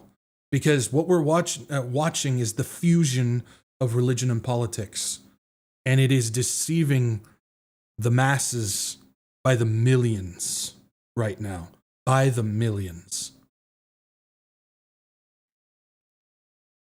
That's why it's so important. Okay. I'm off my soapbox. All right. So a lot of people are asking about this. And I just wanted to gain a little bit more information before I talked about it. It has to do with who is Timothy Mellon, the billionaire who reportedly donated $130 million to help pay the troops. Okay, so this isn't confirmed that this is the guy. Just seems to be the thing that came out. I don't even know where this source came from. It just popped up and so on and so forth. So this is a situation where we can't even verify that this dude is the one that actually gave the $130 million to pay the troops, if that's even where it went. Second of all, worth noting, $130 million for the paychecks of the troops is not even enough to pay every troop for a half day's work. If people don't know, we spend a couple billion a day on military paychecks. So $130 million doesn't pay much of anything. So take with that with what you will as well. And again, we don't even know if that $130 million actually went to paying the troops on top of that. We're just told that that's where it was going to go. Anybody trust this administration? I don't. But people were asking about this guy and his background, so I thought I'd take a look. The anonymous donor who reportedly gave the Defense Department $130 million to partially cover the salaries of military personnel amid the government shutdown was identified as billionaire Timothy Mellon. Mellon, an 83-year-old resident of Saratoga, has donated frequently to Trump and the Republican groups in recent years. Neither the White House nor the Pentagon has publicly acknowledged the Times report identifying Mellon as an anonymous donor. They requested comment on the report from the Pentagon, but was referred to the White House. So some of his history with political donations. According to the Federal Election Commission filings, Mellon donated nearly $2 million to MAGA Inc., a super PAC that supports the president, in late April. He also donated $1 million to the Congressional Leadership Fund, a super PAC dedicated to getting Republicans elected to Congress, in early March. Mellon, according to the FEC, first donated to Trump's campaign in September 2016, less than 2 months before he defeated Democratic nominee Hillary Clinton in his first White House run. He also donated $140 million to MAGA Inc. last year and gave $2,900 to President Vance's initial Senate run in 2021. In 2023 and 2024, Mellon donated more than $25 million to super PAC aligned with Health and Human Services Secretary Robert F. Kennedy Jr., his independent presidential campaign. He also donated $2,800 to National Intelligence Director Tulsi Gabbard's Democratic presidential campaign in 2019. The son of Paul Mellon and Mary Conover Brown, Mellon is an heir to his family's fortune. He is the great-grandson of Thomas Mellon, the founder of Mellon Bank, and the grandson of former Treasury Secretary Andrew Mellon, who faced an impeachment inquiry in 1932 amid allegations of corruption. So what does all that have to do with anything? Well, if we jump over here, we get a little bit more. It says Timothy Mellon, a wealthy banking heir and railroad magnate, has reached the stratosphere of American political influence as the top supporter of Trump, doling out millions to try and elect the former president and his allies. This is from 2024. Says he has surprised even political insiders with the size of his contributions this year, throwing $75 million behind Trump's attempt to return to the White House and an additional $25 million towards Robert F. Kennedy Jr.'s independent presidential run, making him both candidates' single largest benefactor. All told, he has given $227 million in contributions to federal candidates and political committees since 2020, nearly all to Republicans, a sum that puts him in the top echelon of the party's donors, alongside far better known mega donors like Miriam Adelson. There's that Adelson name again. If you guys remember, on Saturday, we talked about the ballroom and one of the people donating to that, which I believe is actually about the Operational Command Center underneath, but it was the Adelson Family Foundation. I told you that I'm still working on something with that. I still am working on that. Hopefully, coming up soon, I'll be able to show you guys something. Now, the Mellons have long converted wealth into political power. At the turn of the last century, Mr. Mellon's paternal grandfather, Andrew Mellon, parlayed his vast industrial empire into more than a decade atop the Treasury Department, where he pushed for tax cuts for the rich and later became reviled for his resisting government intervention to stave off the Great Depression. Does any of that sound familiar? So, Timothy Mellon, who is grandson to Andrew Mellon, who worked for the Treasury Department, tried to push for tax cuts for the rich and to try and resist government intervention for the Great Depression. If you guys look at what's going on right now, Trump administration, tax cuts for the rich, and seems to be guiding this country towards the Great Depression. Interesting. We keep going, get a little bit more information about this. It says Mellon has pumped over $165 million into the 2024 election, making him the top donor, fueling outside spending groups this year. Mellon is known as the guardian angel donor, a term given to contributors who are political groups' top donor and account for more than 40% of the group's funding. If we jump down, it says Timothy Mellon is heir to his grandfather Andrew Mellon's dynastic fortune, which positioned the Mellons as the 34th richest family in America as of February 2024. Andrew Mellon served as the U.S. Secretary of Treasury from 1921 to 1932 and was known for authoring policies during Coolidge administration that reduced corporate taxes and increased revenue following World War I.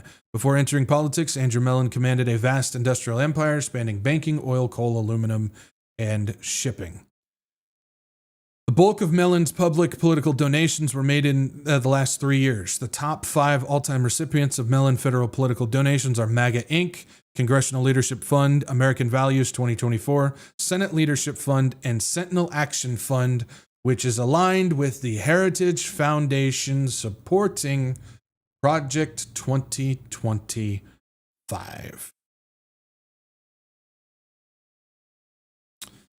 So, this dude is a mega donor for not only the Republican side of things, but for Trump himself. He's also a mega donor for the Heritage Foundation and Project 2025. Now, his family history is connected to tax cuts for the rich and for staving off government intervention and depression. But also on top of that, he's connected to the Mellon Bank. Mellon Bank is actually under scrutiny, under investigation, or was under investigation for being one of the banks that was funneling the funds of one Jeffrey Epstein. Worth noting that if you go to the flight logs of Jeffrey Epstein, you will notice that in 1991 and 1990, Paul Mellon took several flights on Jeffrey Epstein's plane with 2 unknown females. Paul Mellon is the father of Timothy Mellon. So we've got top donor We've got Project 2025. We've got several political policies that align well with this. And we've got the connection of Jeffrey Epstein as well.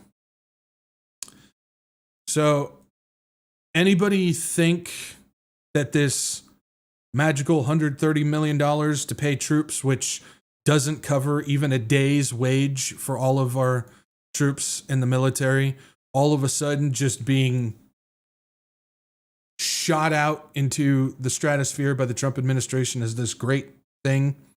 Anybody think that that's all just as a straight from the heart type of donation?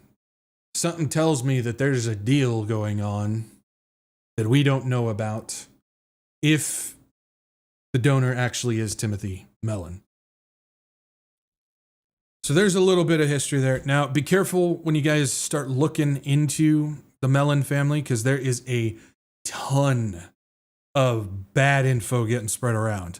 That was a minefield to navigate just to find that stuff and to verify that stuff. So be careful. There's a ton of legends out there, legend stories regarding all that. So just a quick warning on that.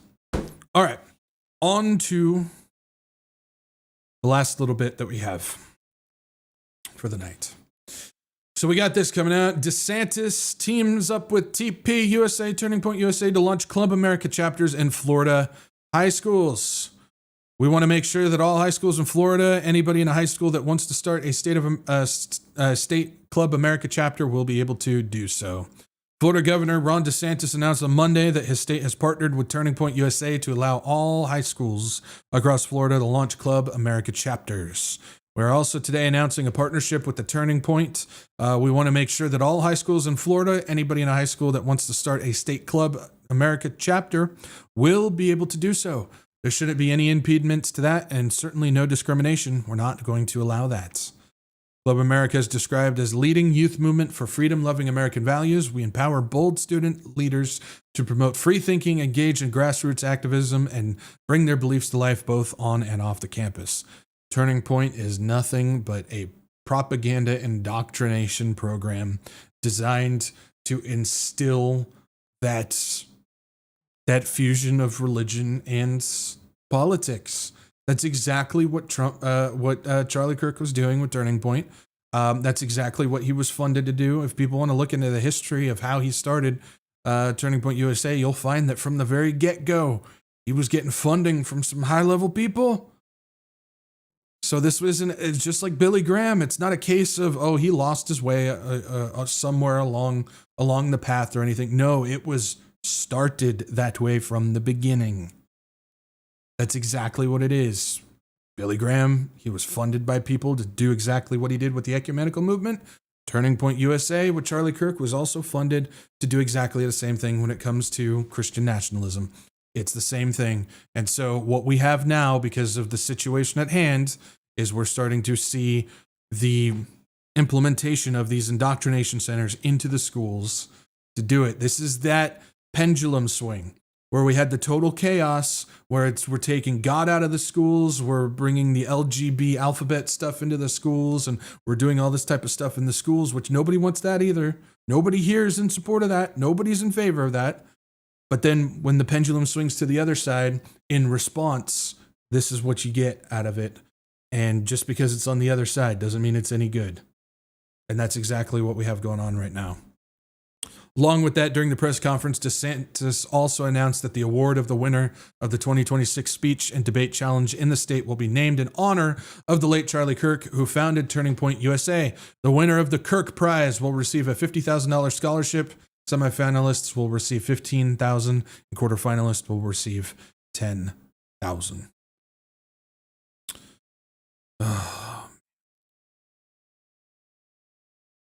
This is the deception. It's always funny to me when I hear people and pastors and so on and so forth pointing at the left and going, there's the deception. Not realizing that that's not how deception works. Deception isn't obvious. Deception is what's in your own backyard that you can't seem to look through. That's where the deception is at. It hits you in the places where you're not necessarily looking. That's why it's so important that we pay attention. Again, the quote from Spurgeon, it's discernment is not being able to see the difference between right and wrong. Discernment is the ability to seeing between what's right and almost right. And deception works in the almost right, not the wrong. It works in the almost right. But we can't seem to see that.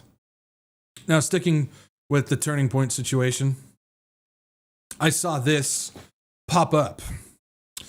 First of all, the name of the church is Influence Church. Influence Church. Because that's what churches have shifted into. We talked about this before. We no longer have pastors. Pastors have become influencers. They're not there to shepherd a church. They're not there to teach a church about the Bible. They're there to influence their congregations. And so this church just puts it right out in front. Influence Church. And they're having a Meet the Pastor event. It says, are you new to influence or looking to connect more deeply? We'd love to invite you to join us this Sunday, October 26th, from 5 to 7 p.m. for our Meet the Pastor event right here at Influence Church. Enjoy light refreshments, browse our bookstore, get your books signed by Pastor Lucas. That's right. Go get your books signed by the pastor. That's right. And capture a great photo at our Step and Repeat. Throughout the evening, groups will rotate for a brief personal introduction with Pastor Lucas in the green room. We encourage you to connect and mingle in the lobby, meet our team, and get to know others who are part of the Influence family. So this church is so big, and Mr. Pastor Lucas here has an ego so big that he can't even just walk the floors of his own church and just talk to his congregation. No, you have to go to a meet and greet event where you will be a part of a group that will get rotated into a brief personal introduction with your pastor. Yes, this is what it's become. This is what it's become. Now, if you don't know who Pastor Lucas is, that is Lucas Miles. Is a trusted voice in American church who has consistently addressed some of the most challenging topics in theology, politics, and culture. An ordained minister since 2004, Miles is the lead pastor of Influence Church in Granger, Indiana, the president of the Influence Network, and the newly named senior director of Turning Point USA Faith, serving under Charlie Kirk.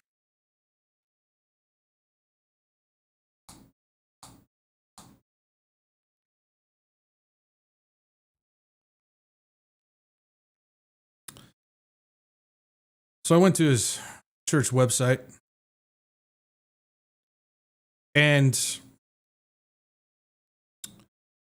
there's always two things that I check first whenever I go to a church website. And if you can't check the box on these two things, then it's not even worth looking any further into the church, because they are extremely obvious. One is you always look for a statement of faith and check to make sure that they got that right. You'll be shocked at how many church websites don't even have a statement of faith on there. If a church cannot put a statement of faith on their website, then there's no reason to continue to look at them. I'm not even a church. I'm not even a pastor, and I have a statement of faith on my website. Imagine that. So I always check that. The other thing I check is their staff. Why do I check their staff? Because I want to know if they list any females as a pastor. Because if a church can't even get that basic instruction right, which is a biblical instruction, females are not to be pastors. Simple as that. They can't even get that right. There's no need to even keep looking at them. So I went down, meet the pastors. His wife is a pastor of the church.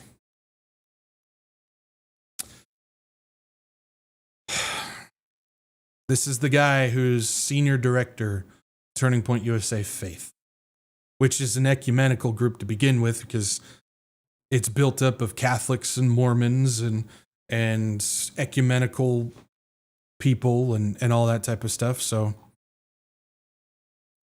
It's just, it's just insane, man. It's insane that this is what it's become. And this type of stuff at these churches. And I even made a comment. We were doing home church and listening to Jeff and Pastor Jeff. And he said something that I looked at my dad and I say, you know, not many, if at all, any pastors have the cojones to say from the pulpit what Pastor Jeff said. And he said, he was talking about mega churches and how they're just, I don't remember exactly what he said, but it's just the place that you should not be. He says try and find God at a mega church and stuff. I don't remember exactly what he said, but I was just like, he's right. But it's just, you don't hear many pastors who have the cojones to say something like that. And it's because these mega churches and churches like this and stuff have become influence entertainment centers. That's what it is. It's about entertainment. It's about influencing people for a personal agenda, a worldly agenda, and so on and so forth. And it just goes to show that this is how it operates. Now, speaking of ecumenical stuff, I also came across this. I've never heard of this Be Bold for Jesus conference, but they've been around for a while, and they just announced their 2026 conference. And you guys want to talk about the ultimate hodgepodge of belief structures. I mean, this is like going to Golden Corral and getting a buffet of whatever theology that you're looking for. Because it's got everybody from Alistair Begg to Greg Laurie to Dennis Quaid, Raid Comfort, Lee Arnold, Michael Jr., Dallas Jenkins, the director of The Chosen, John Amachukwu, I can never pronounce his last name, Crystal Evans Hurst, David Nasser, Allie Beth Stuckey, we've talked about her, Tadashi, Bryce Crawford, Brilland Hollyhand, Travis Rosen, Hannah Barnett, and Lecrae, who he claims he's just a year or two ago, he claimed he wasn't even a Christian anymore.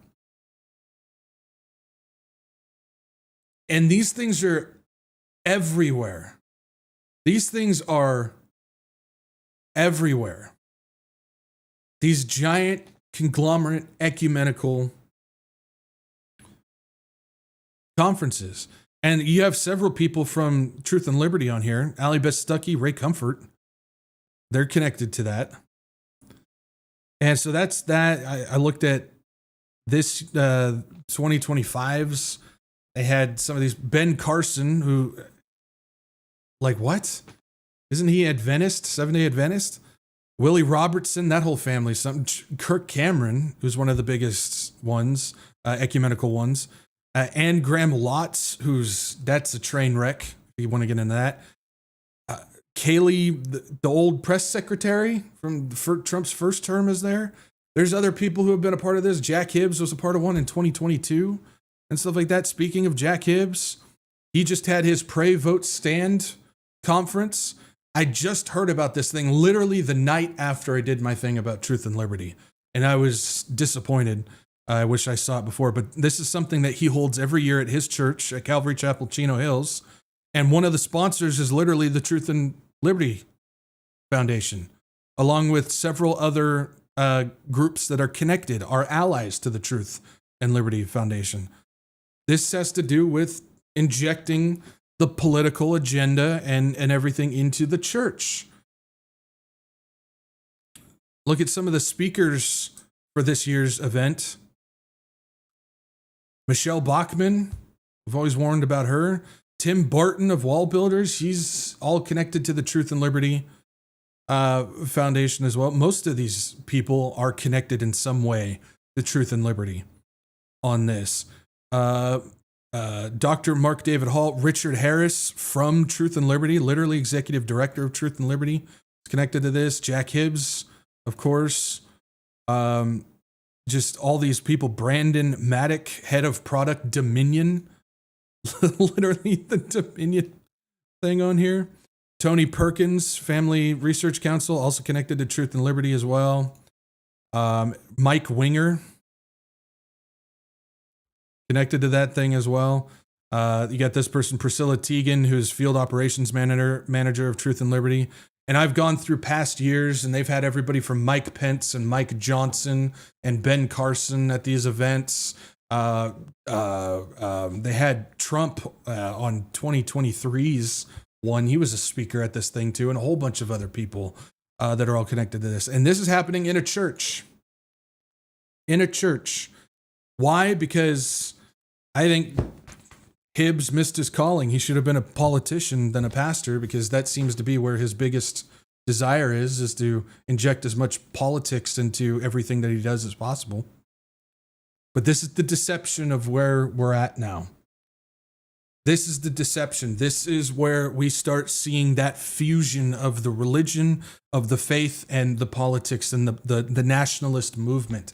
Again, I showed the 16 steps to authoritarianism, and one of them has to do with combining those things and being able to get into churches and whatnot. And you go through all the authoritarian regimes out there, and that was one of the steps that they took, was somehow to get into the church. Everybody knows Nazi Germany, but you look at something like Italy, what Mussolini did. You look at what's going on in China. You look at what's going on in North Korea. You look at what's going on in some of those authoritarian warlord countries down in Africa. What are they doing? They're invading the churches. Either you stand with the warlord or you get killed. You can't have any other religion but what we're assigning to you. It's the national religion of what's going on. And people are saying, yeah, they're restoring Christianity to the church. They're bringing God back to the church. As Eric Trump proclaimed on Benny Johnson's show, we're protecting God. We're saving God. We're saving Christianity, and so on and so forth. But the problem is the Christianity that they're displaying is not the true Christianity. It's an entirely different Jesus with an entirely different gospel, with an entirely different set of instructions to bear fruit. It's something completely different. It's false, but it's just enough right that it confuses people in the church who lean in that direction. Why? Because Satan is that good at his deception. We do not have enough respect for the deception that Satan can introduce. Just because something sounds good, and aligns with your principles or beliefs or whatever it is, does not mean that it's good. I don't know how many stories I'm seeing popping up all the time. These people who are pastors or ministers of churches and stuff like that, and they're all getting caught and arrested for all these different types of things. And I'm sitting there going, well, in their own mind, they believed that what they were doing was just fine. Does that mean that it was right? No. Just because yours is political and not something that you can get arrested for doesn't mean that it's any different. We need to be a lot more careful about what we allow into our lives to determine what we deem as okay. You know, this idea, and one of the biggest things is, well, just because we may have a different belief on something, like in this case, Jack Hibbs, well, I don't necessarily believe in the theology of the 7 Mountain Mandate, but I'm going to team up with those who do and promote it and allow them into my church and promote it to the people of my church, because what I believe is the agenda, the world agenda of the 7 Mountain Mandate is okay, even though I don't believe in the theology of it. Well, see, what you're doing is you're now allowing them to literally bring in a fire hose of cyanide and spray it all over your congregation, because you're more interested in trying to save the burning building than you are for actually standing up for what is true and what is right. Just because you may believe that the idea of getting Christians into all these different sectors of society is good, doesn't mean that you align and promote and endorse and work with the people who have a false biblical understanding trying to accomplish that goal. How stinking hard is it to figure that out? It's not that difficult. But all that tells me is you're either deceived or you're more interested in worldly agenda than you are for standing for what is true. And that's why we have ecumenical movements. That's why I have people emailing me saying, can you retract your statement saying that I'm aligning with NAR people because I don't agree with the NAR people, even though I align with NAR people? No, I'm not going to retract it because I showed proof that you are doing exactly that. I'm not going to lie. I'm not going to retract truthful stuff. Just because you don't like it doesn't mean that it's false. But this is why the church is in the position that it's in right now. I'm not here to railroad the church like a lot of people think I am, to cause division and so on and so forth. But the problem is the very same people who complain that the church is falling apart are the very same people contributing to why the church is falling apart. And then those who want to point out why the church is falling apart were the bad guys. I know there's some people watching who have been in that position before, where they point out, well, you talk about why the church is the way it is, and, well, you're doing a lot of things that help get that church in that position. Well, you're just a divider. You're unloving. Judge not. Judge not. My word. I think that judge not verse has somehow overtaken the Philippians 4:13. I can do all things through Christ is the most taken out of context verse in Scripture. I think it's somehow managed to take number one spot. Anyways, all that being said, there's only one way to heaven. There's only one way out of that burning building before it collapses. There's only one way out of seeing the ending climax to whatever is going to happen to this country, to this world that we know that the Bible says is going to happen, and that is straight through the gospel of Jesus Christ, the one and only gospel of Jesus Christ, which is as simple as ABC. A is you admit that you're a sinner.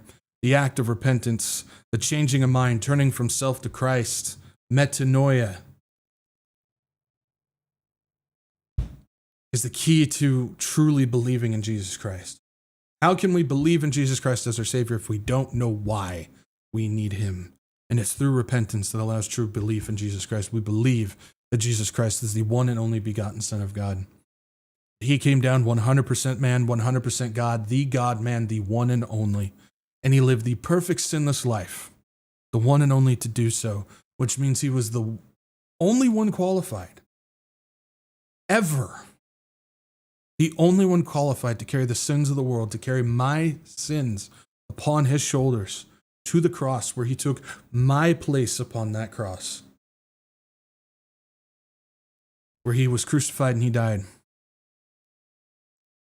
But because there's power in the blood of Jesus Christ, He defeated death and rose again on the third day. For all who believe in Him shall not perish, but live forever in His presence and in His glory.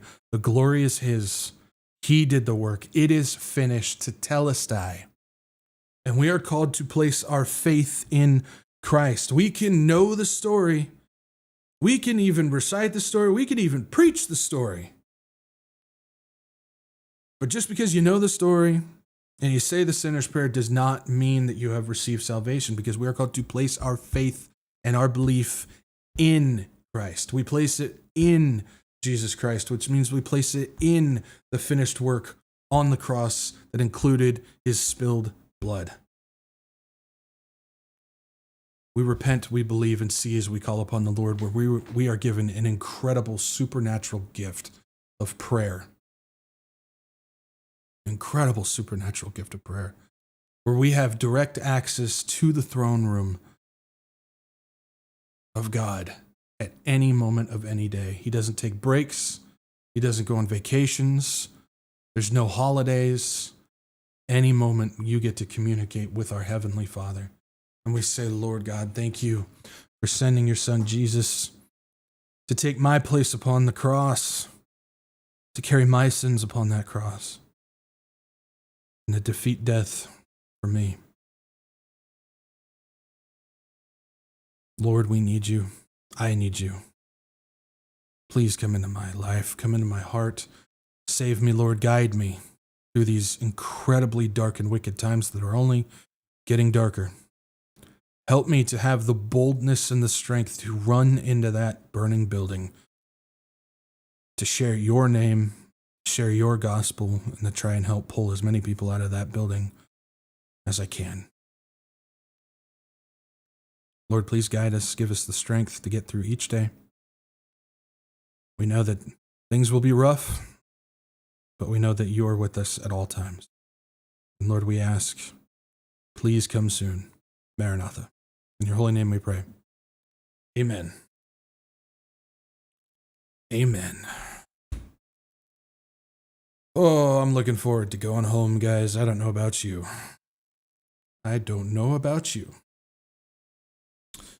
All right.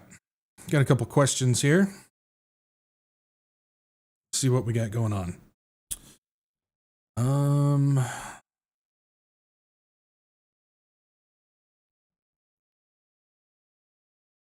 Let's see. And Wasso. Zach, do you think it's looking like food stamps will be frozen and riots will begin? As of right now, it looks like SNAP in most states is going to stop. The food stamps are going to stop in most states. Riots and stuff, I'm not sure. I think it depends on how long things go. Obviously, there's going to be an increase in people stealing stuff. There's going to be an increase in theft. We know that, which might be why they're deploying so many of these agents all over the place. So that's very much a case to be made on that. I think, honestly, it's just one of those things where we're going to have to wait and see, because they could turn things back on if they want to. I don't know if they will. Doesn't seem like that's the plan, but they could. Or if this keeps going and job loss keeps happening and stuff like that, it's something that could definitely get worse from here on out. So this is honestly one of those subjects that I'm hearing 1,000 people giving 1,000 speculative stories, but it's one of those things we don't necessarily know what's going to happen. But as of right now, most states are going to be turning off food stamps, and that's not going to be good. So,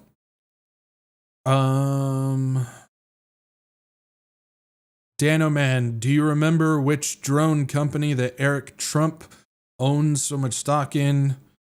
DJI is on the chopping block, and wonder if it's all connected. Let me look real quick. Let's see here.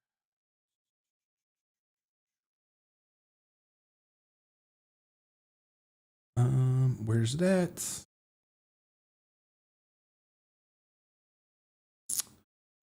Had it saved.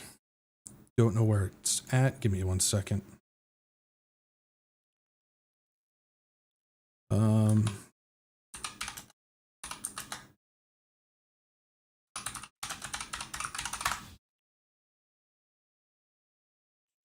Unusual Machines is the company that he owns stock in. Unusual Machines. So I don't know what all that helps with you on that one, Dano Man, but hopefully that helps you. Let's see here. Patrick Starr question, with all these people losing their jobs, are we on the cusp of socialist handouts once the government is reset soon? There's something that I've seen that's popped up quite a bit as a possible rumor for the situation. Now, I have no way of verifying it. I have no way of confirming it. I'll just let you know as maybe something to watch for. But the Sovereign Wealth Fund, we heard about that. That was one of Trump's big things during his campaign, and it was set up when he came in office, the Sovereign Wealth Fund, which has to do with distributing digital assets to people on a large-scale network. So there's a possibility that the Sovereign Wealth Fund is the coming future UBI system for the United States. And so that could be the replacement of the government dependency handout that they may be installing when that reset happens. So beyond that, I don't necessarily know. But I think what they're doing is they're just prepping for the collapse of the global financial system so they can bring in the new one. I think that's what they're working on. But yeah, the Sovereign Wealth Fund is something to keep an eye on. So as you're paying attention to stuff, see if that pops up from in any capacity for this subject.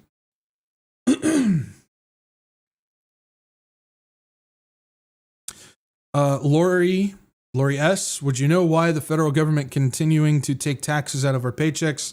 If they stop food stamps and other resources, the money goes towards, because Congress is still getting paid. Even though Congress is not working and not doing anything that they're supposed to be doing, you're still paying them. That's why this whole system is completely taxation without representation, and it's theft. Literally everything about it. The IRS, the federal government, and so on and so forth. So Congress still needs to be paid. So while you're losing your job and your prices are going up and so on and so forth, you still need to pay Congress to do nothing but sit on their butts and get drunk and do cocaine. So that's why that's still going on, Lori. Just to be bluntly honest.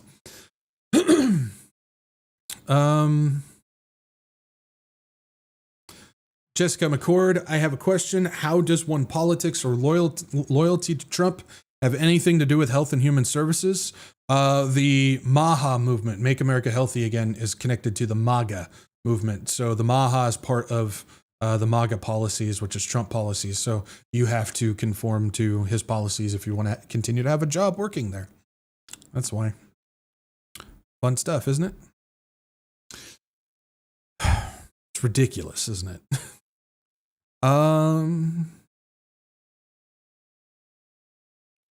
T. Question, Zach. What if the United States crashes, but the global economy hasn't yet? Matthew 24 would still be accurate, but we would be here circling the drain.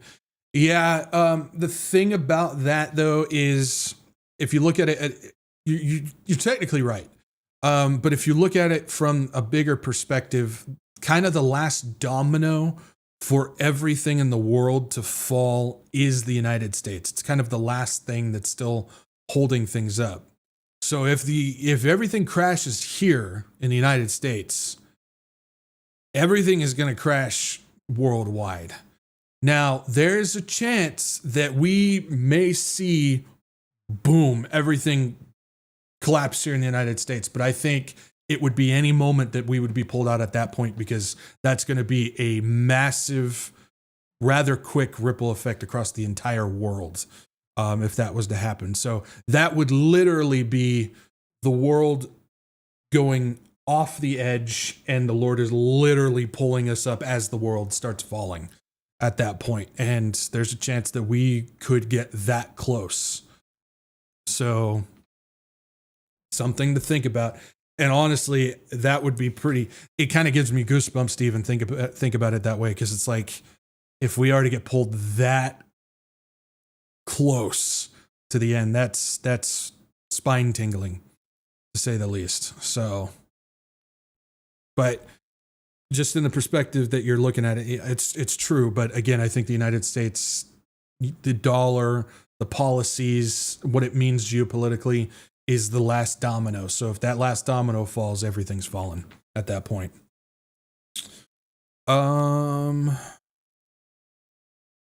T. Question, Zach, so you can't have a Bible conference. It's because you belong to the Misfit family. What if you have Not of This World on your show? But if I've had him on my show once years ago when the whole Russia-Ukraine thing happened. And pretty sure that'll be his first and last appearance. His own decision. He doesn't like the spotlight, so I wouldn't count on it. T. Lori S. question, do you think the big beautiful border wall that they're building is going to be part of the 15-minute cities? That border wall is for us. A lot of people like to say, well, he's building it to keep all the immigrants out. No, he's building that to keep us in. That's what that is. So, last one, Stephanie, the Peanut Gallery. Can you explain how sheep's bladders may be employed to prevent earthquakes?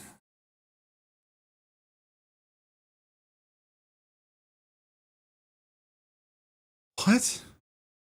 Somebody needs to check on Stephanie. We need to make sure that she's okay. I think she might be running a fever. So, all right, guys. Stephanie, you are a nut. Usual spiel. If you guys can, like, share, subscribe. Get this out to as many people as you can. It's not about views, it's not about butts and seats, but it is about getting the warning out to people and getting people to Jesus. So if you guys can do me a solid on like, share, subscribe, I would certainly appreciate it. And I appreciate you guys doing that because it allows us to hopefully reach some people who are trying to understand what is going on and need the gospel of Jesus. So please help me with that if you guys can. Also, if you guys can, follow me Rumble and Telegram. Those are my backup channels. If I get booted off YouTube, we'll be back up live streaming over on Rumble. So make sure you guys follow me there. And Telegram, post updates, announcements, and other things here and there as well that I can't necessarily put in video format. And so follow me over there. If you don't like Rumble, you don't like Telegram, that's cool. So make sure you guys bookmark the WretchedWatchmen.com website. That's your one-stop shop for everything. Announcements, podcasts, live streams, the free book is there, and everything else that you need to find regarding the Wretched Watchmen stuff can be found there. So bookmark the website. And last but not least, if you guys would like to support this channel, what I got going on, I got donation links down below. CashApp, Venmo, and Give, Send, Go. This channel is not monetized. I don't make anything from ads, views, or anything like that. It runs solely off of your guys' generous donations. So if you guys would like to support this channel and everything that I do and all that type of stuff, those links are down below. Thank you guys for your support. Thank you guys for making these happen. Your encouragement, your prayers, your donations. You guys are just incredible. You guys make this happen. And I'm so grateful for all of you. And I'm so thankful to the Lord for his blessings through you guys. So, all right, guys, that's all I got. Thank you guys for joining me today. And just be bold for the Lord. Remember, just be the ones running into the building, not to use a fire extinguisher, but to pull people out of that thing. And just keep that in mind. So, all right, if the Lord does not come back by Saturday, same time, same place, I'll meet you guys right back here. And yeah, peace out. Maranatha.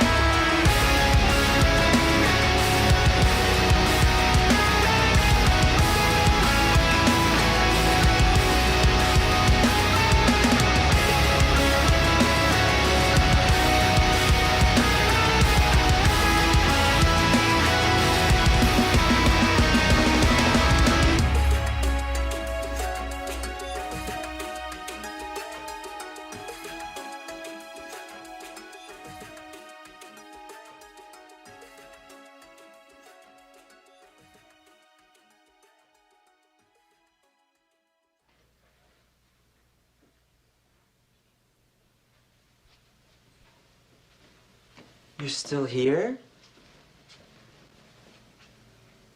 It's over. Go home.